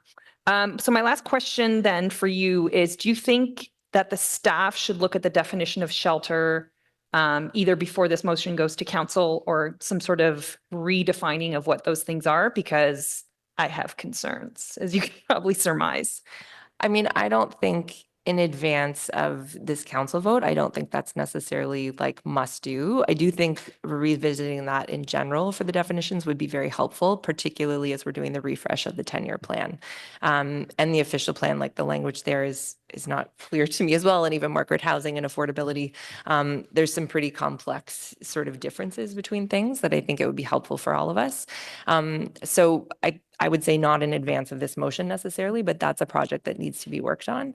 The other piece, and I appreciate your comments about both the transit element and how that's been weaponized, as well as, you know, people are voting with their feet. That's why we have encampments. And there's also just way more people who are really desperate and falling into homelessness. And that's why my response on this motion is very nuanced. And I do support it. And thank you, Councillor Kitts, for being like, like, where are you?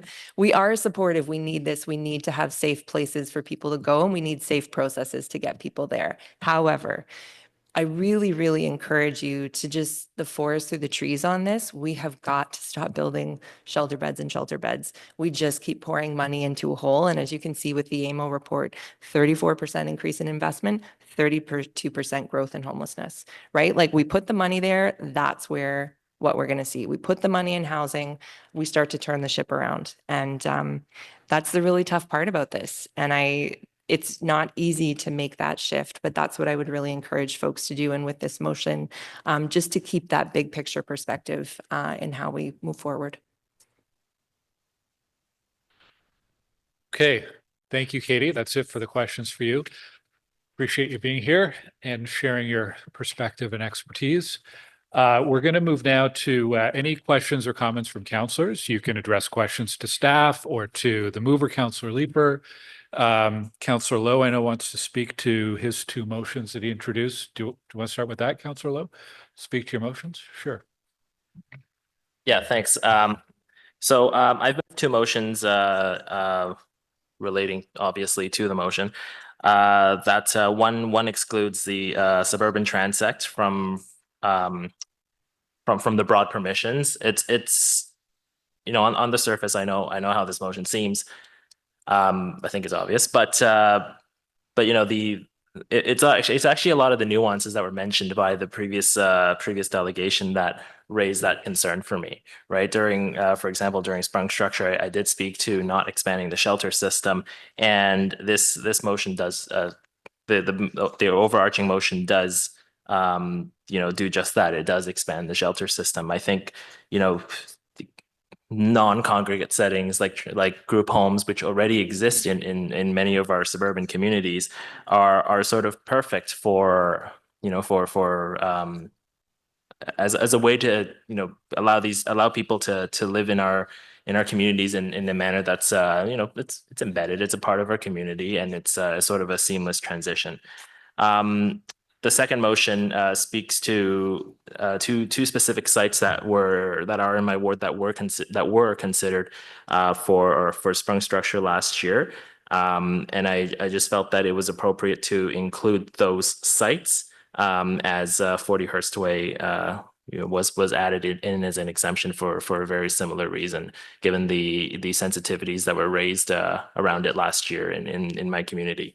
So those are my two motions, and the reasons I have moved them. I'm going to ask questions about the motion later on when I'm back in my order there. Okay, Councillor Trosser. Thank you. I have a couple questions to staff. First of all, when we were discussing the definition of shelter in relation to an earlier motion that Councillor Plant had brought a few meetings ago. I had you read out the definition of shelter because it really was quite broad. So Councillor Leeper's motion has two terms in it. It has emergency shelter and transitional shelter, correct? So could somebody just read me what the definitions are according to the official plan of those two terms?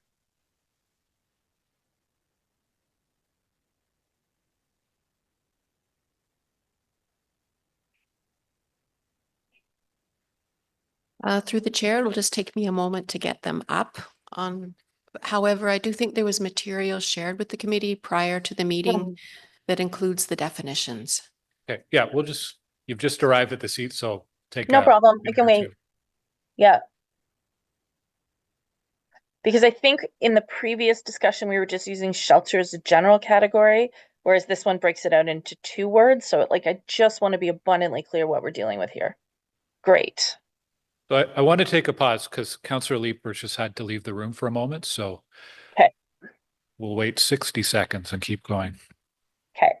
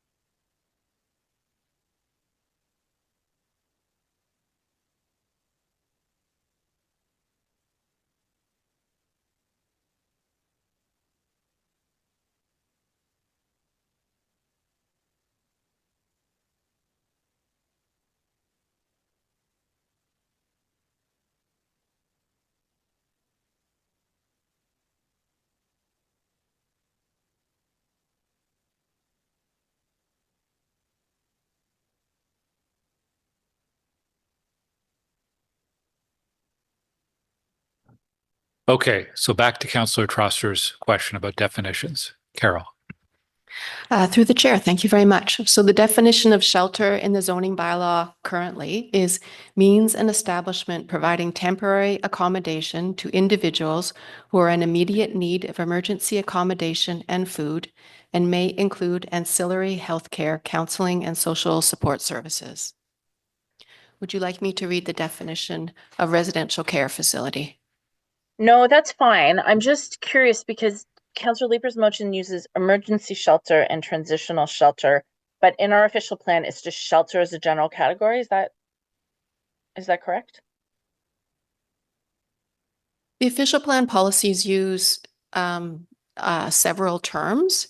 Okay. They are not terms that are specifically defined terms in the zoning bylaw. We've interpreted the intent of the provisions that refer to emergency shelters to mean shelter in the zoning bylaw.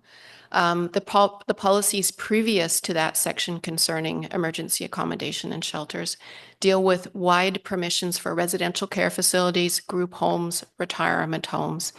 And so in that way, the two sets of policies achieve broad permissions for a continuum of housing to address housing needs of people who are in an emergency situation or are transitioning into, hopefully, a more permanent form of accommodation. And in the zoning bylaw, that intermediary step where you have a resident, you are more of a resident and more of a long-term occupant of a building is considered a residential care facility. And you do get 24/7 social support services there. And an emergency shelter is more of an emergency situation. So the intent of the official plan policies, in speaking to the previous speaker's concerns and the concerns of councillors in this committee, is that we are going to be providing a continuum of housing through the new zoning bylaw, and it is a conformity exercise with the policies in the official plan. So at this Okay. time, I think Councillor Leeper's motions deal specifically from our perspective with shelters, shelter accommodation, the emergency form.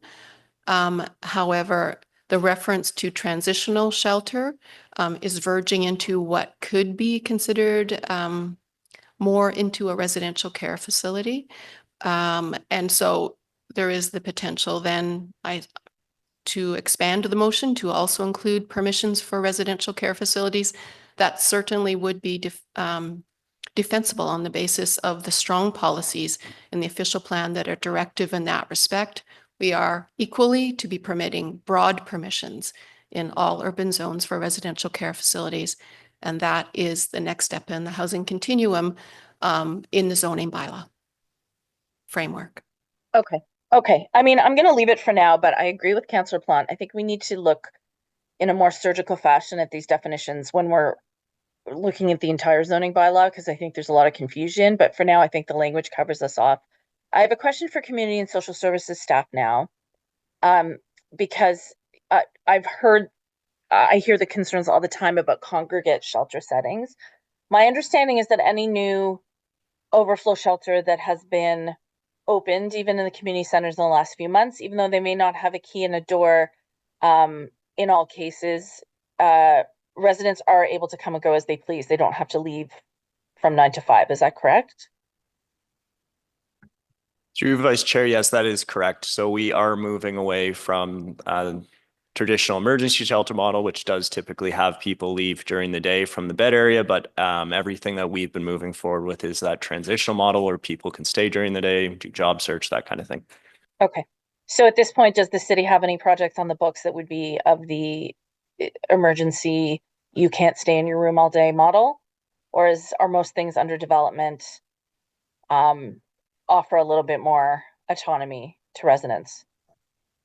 Everything we have in development offers that autonomy. We're transitioning away from the emergency shelter model in general. Okay. One more question to staff from any department that want to answer this. Do you support what Councillor Lowe is trying to do to exclude the suburban transect from Councillor Leeper's motion? Do you see a benefit, or do you agree with the idea of excluding suburbs from the obligation to have shelters in their wards? Chair, staff don't have any rationale to support a restriction based on any particular geography. The official plan speaks to allowing them in all zones, and that's where staff can support the Leeper motion. As we move further away from that, we don't have a policy context to support that. Okay, thank you very much. So I'll just speak to this motion and say, as one of the two councillors that represent the wards with the highest concentration of social services, shelters, transitional housing, it's really important that we have these services all over the entire city. Although not to the same degree as Councillor Plant, I hear about an overconcentration of social services in our neighborhood. There's only so much that we can take. There's only so many buildings that we can renovate. As it is, we're renovating an office building to turn into transitional housing. There's all sorts of things on the go in Somerset Ward. Fundamentally, we want people to access services all over the city, including in the neighborhoods where they come from, because I know that they're coming from the suburbs to downtown when they need to access shelter. I am relieved to hear that there is no plan on the books for the kind of expanding the congregate shelter system that are plagued with the problems Councillor Plant speaks about. I agree we should be investing as much as possible in permanent housing, but I also think we really need to be able to empower staff to respond in an emergency, and we are indeed in an emergency. The latest point in time count shows we have 3,000 people in the city either living in shelter or unsheltered. So I hope you'll support Councillor Leeper's motion. I will not be supporting Councillor Lowe's motion. Thank you. Councillor Dudas. Thank you, Chair. For my clarification, so this would mean that for a simple rezoning, this would avoid going through committee. In a rezoning situation, that would trigger community consultation. However, having gone through a situation recently with transitional housing where it did not require rezoning, I found that city staff were very available, and we were still able to work with the community service provider to provide a level of consultation with the community that answered quite a lot of their questions, and there was a willingness to continue to work with my community to continue that level of collaboration going forward. So if this motion passes, can staff provide me with a little bit of a insight in terms of what level of community engagement would be involved? Would it be simply there would be no engagement whatsoever, or is there still a level of conversation that happens?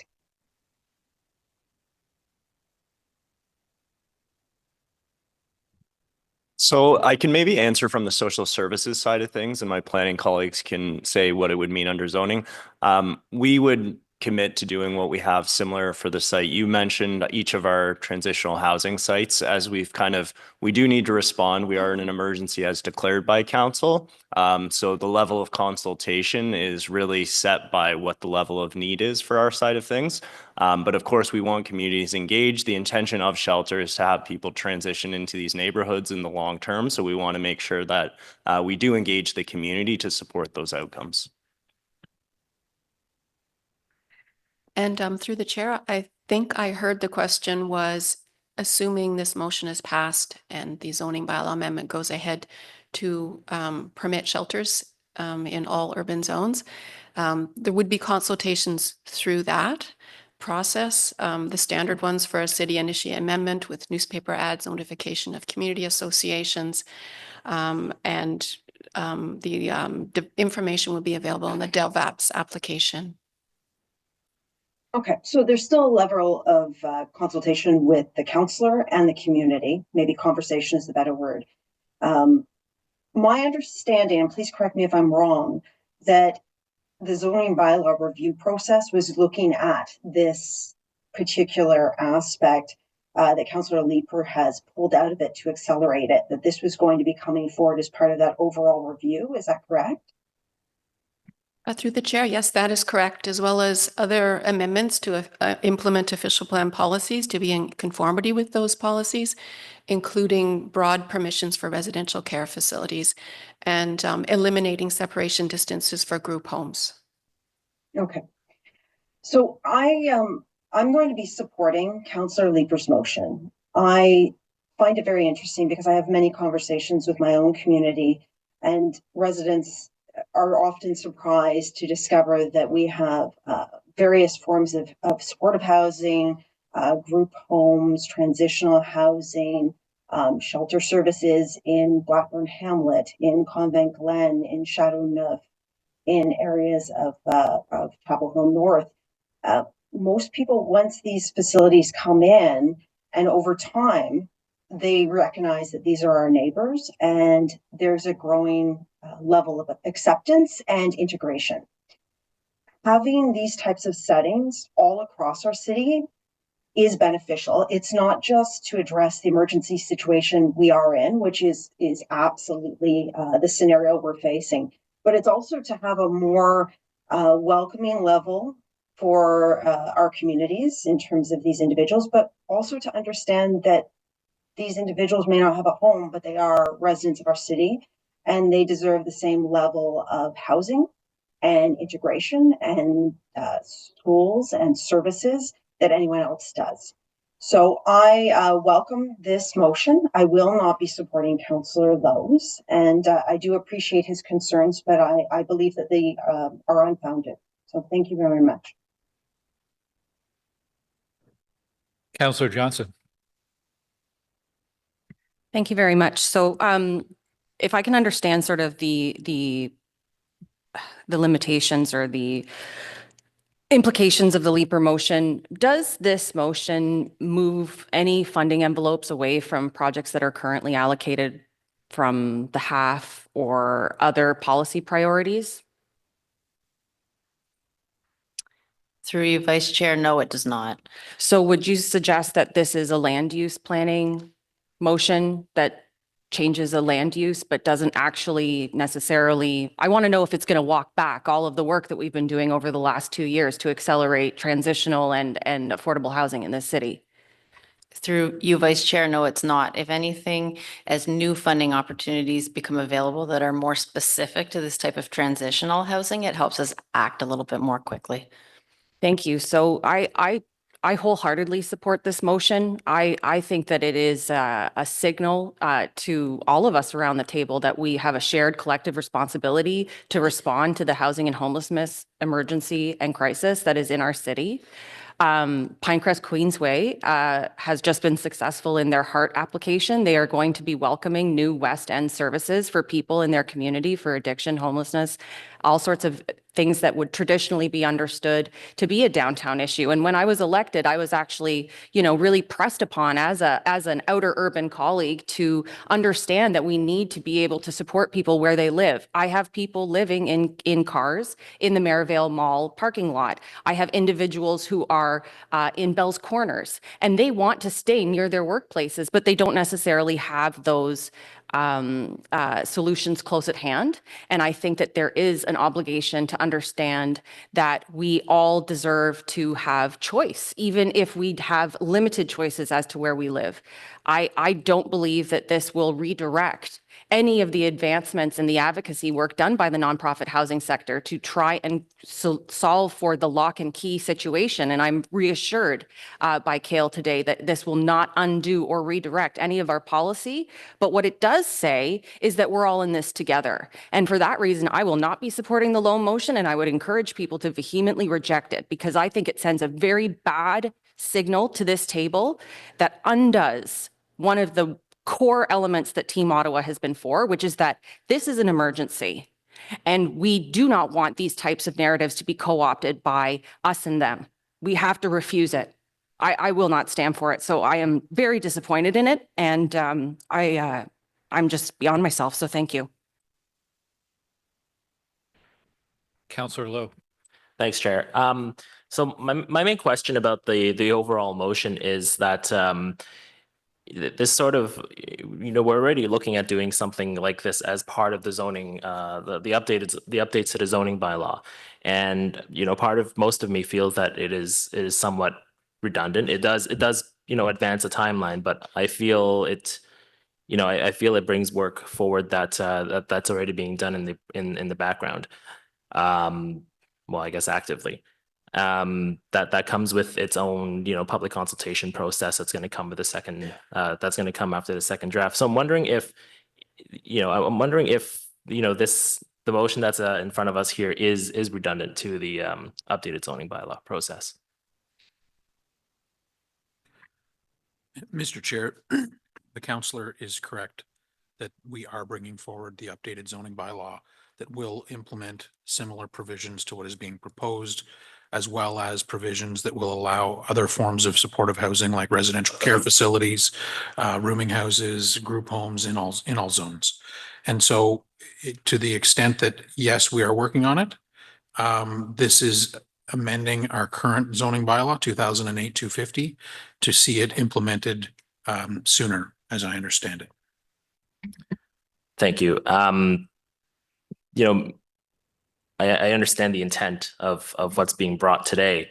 It is just that we have a process that we agreed to follow, I want to say 2 years ago. And now we're looking at advancing it despite it already being underway.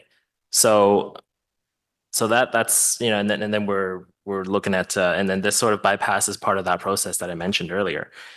There is existing affordable housing, there is existing group homes and other smaller settings that are already in communities, including mine. And what I've heard from my residents is concerns around the broader definition, the fact that it does include every single type. And I think, and what I've heard was there are concerns about the larger congregate settings. They are supportive, and I am supportive of the smaller settings that already exist embedded in our community, the Matthew houses, the Cardi houses, and several, I don't actually know what they're called, but they support people with mental challenges. So that's sort of my main concern with the motion and sort of why I've moved my own motions forward. So anyway, I don't really have any other questions. I'm not going to be supportive just because it's redundant. And I mean, I know where everyone else stands, so I won't say anything else. Thanks. Councillor Plante. Oui, merci beaucoup. So just a quick correction before I get to my questions. You use the term continuum of care, and I hear this a lot in sort of the shelter circles, you know, the idea that you would go to an emergency shelter and then transitional. So that's not housing first. Housing first is that you house people right away the minute their housing becomes precarious, and they don't have to go through hoops and leaps and jumps and go move to several different locations before they have stable housing. It's like saying, oh, I'm hungry. And then I say to you, okay, you can have a glass of water for a week, and then you can have a smoothie for 2 weeks, and then maybe we'll give you something neat. Like, so I just wanted to discourage you from using that language, because it's absolutely not what housing first is and what we should be aspiring to, which is obviously housing people in a stable way and not forcing them to go through a bunch of leaps and motions. So I did have some questions for staff, and I wanted to thank Councillor Johnston for clarifying that none of our sort of housing agreements or any of the money is if say this would not pass, is jeopardized by this motion. But was there anything, and I did ask this question, by the way, as well as the renoviction bylaw, was there anything in any of the money we are receiving that says we have to have this motion in place? Through your chair, no, there's no requirement that we have to have this. Okay, and is there any willingness among staff, either planning or CSSD, or we could all work together to get a very specific definition of shelter into this motion so we can have a little more clarity on that issue? Is that something people are willing to work on before council next week?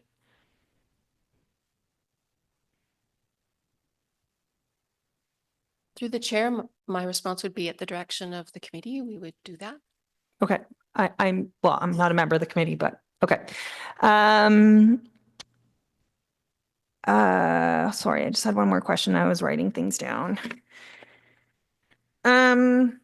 So I do want to, I'm not a member of this committee, so I can't vote on this motion, but I do want to just be the cautionary tale, right, for this kind of stuff. Because from what I'm hearing and in my discussions with staff and reading the motion and speaking to Councillor Leeper, first of all, this doesn't solve our problem downtown of emergency shelters. They're all going to stay emergency shelters, which, as Kale rightfully pointed out, we have moved to a different model in other parts of the city, but it doesn't solve the problem in the downtown core, which is the shelters only open at certain times, people come in and out, and there's nothing stable about them.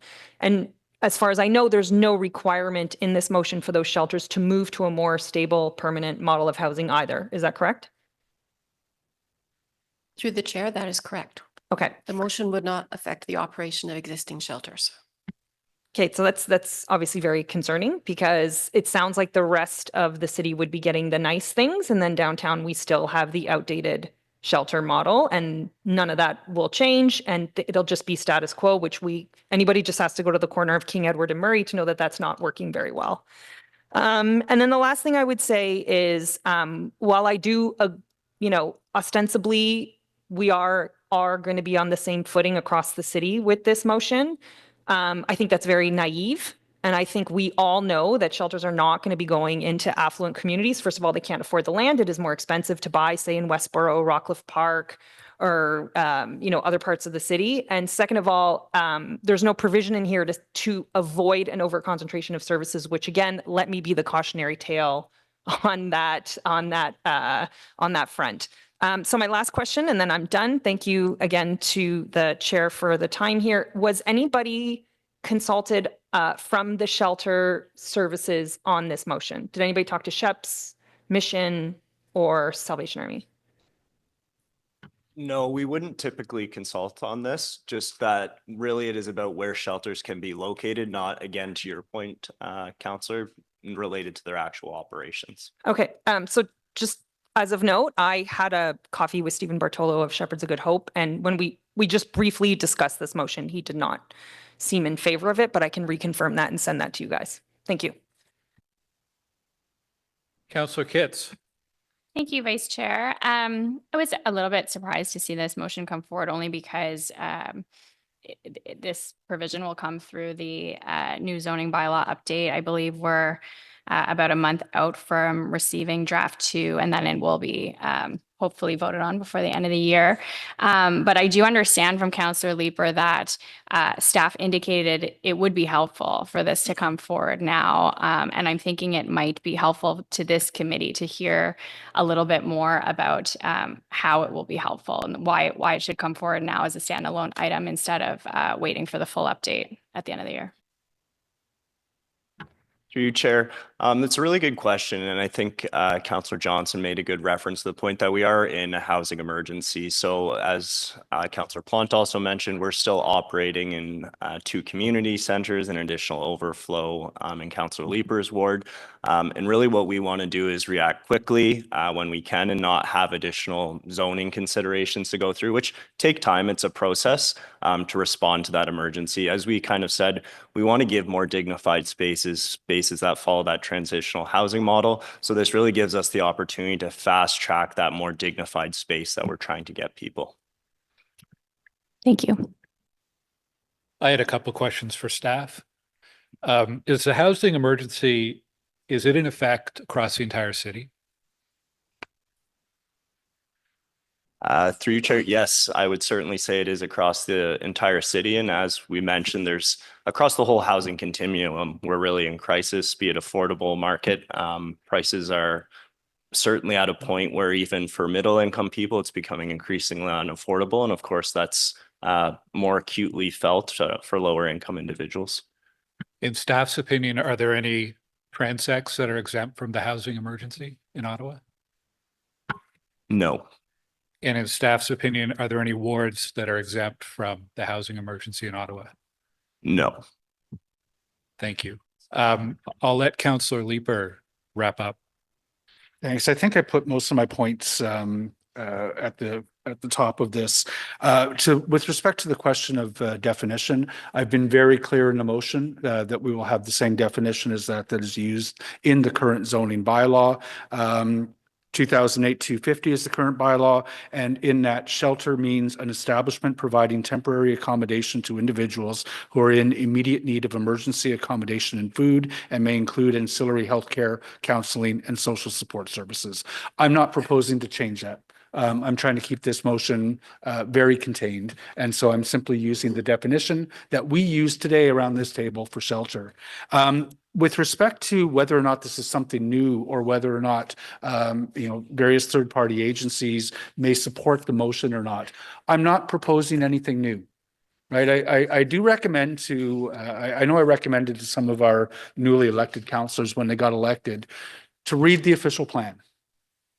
Right, and I just want to make it clear that the official plan says that we will permit emergency shelters and transitional shelters as a permitted use in all urban designations and zones. My motion isn't proposing to do anything different. It's proposing to accelerate it because we're in a housing emergency, and 11 months is going to pass before we pass what our official plan said we're going to do. This isn't something new. I'm proposing to accelerate something we are going to do anyways because our city is in a housing crisis. This is the official plan. I strongly recommend people read it. I will leave it at that. I hope people can support it. Okay, we have the two motions, the two motions from Councillor Lowe in front of us. Kelly, we're going to do the one with the addresses first. Yeah. We'll do yays and nays on both of these. The first one coming up on the screen is specific to 1005, 1045 Greenbank Road and 3311 Woodruff Avenue. So yays and nays on this one. Councillor Brockington? Councillor Curry? Sorry, we are on which motion? The Lowe's? No. There's two lows. There are two low motions, and we're on the one that references two specific addresses. No. Councillor Dudas? No. Councillor Johnson? No. Counselor Kavanaugh, No. Counselor Kelly, No. Counselor Kitts, No. Counselor Lowe, Yes.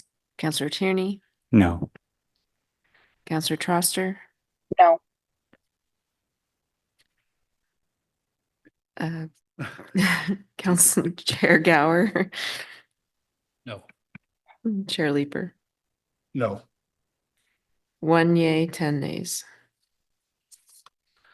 Okay, we'll move to the second low motion, which is the restriction on removing the suburbs, I guess, from the Leaper motion. So yeas and nays on this one, please. Counselor Brockington, Counselor Curry, No. Counselor Dudas, No.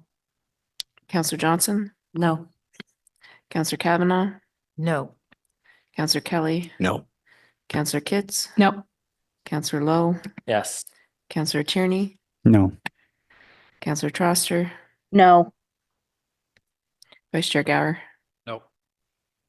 and Chair. Nope. Okay, and yeas One. and nays on the Leaper motion.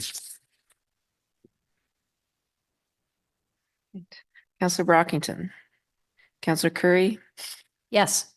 Counselor Dudas, Yes. Counselor Johnson, Yes. Counselor Kavanaugh, Yes. Counselor Kelly, We. Counselor Kitts, Yes. Counselor Lowe, No. Counselor Tierney, Yes. Counselor Troster, Yes. Vice Chair Gower, Yes. Chair. Yes. 10 yeas, 1 nay. Okay, thank you, Kelly. Thank you, colleagues.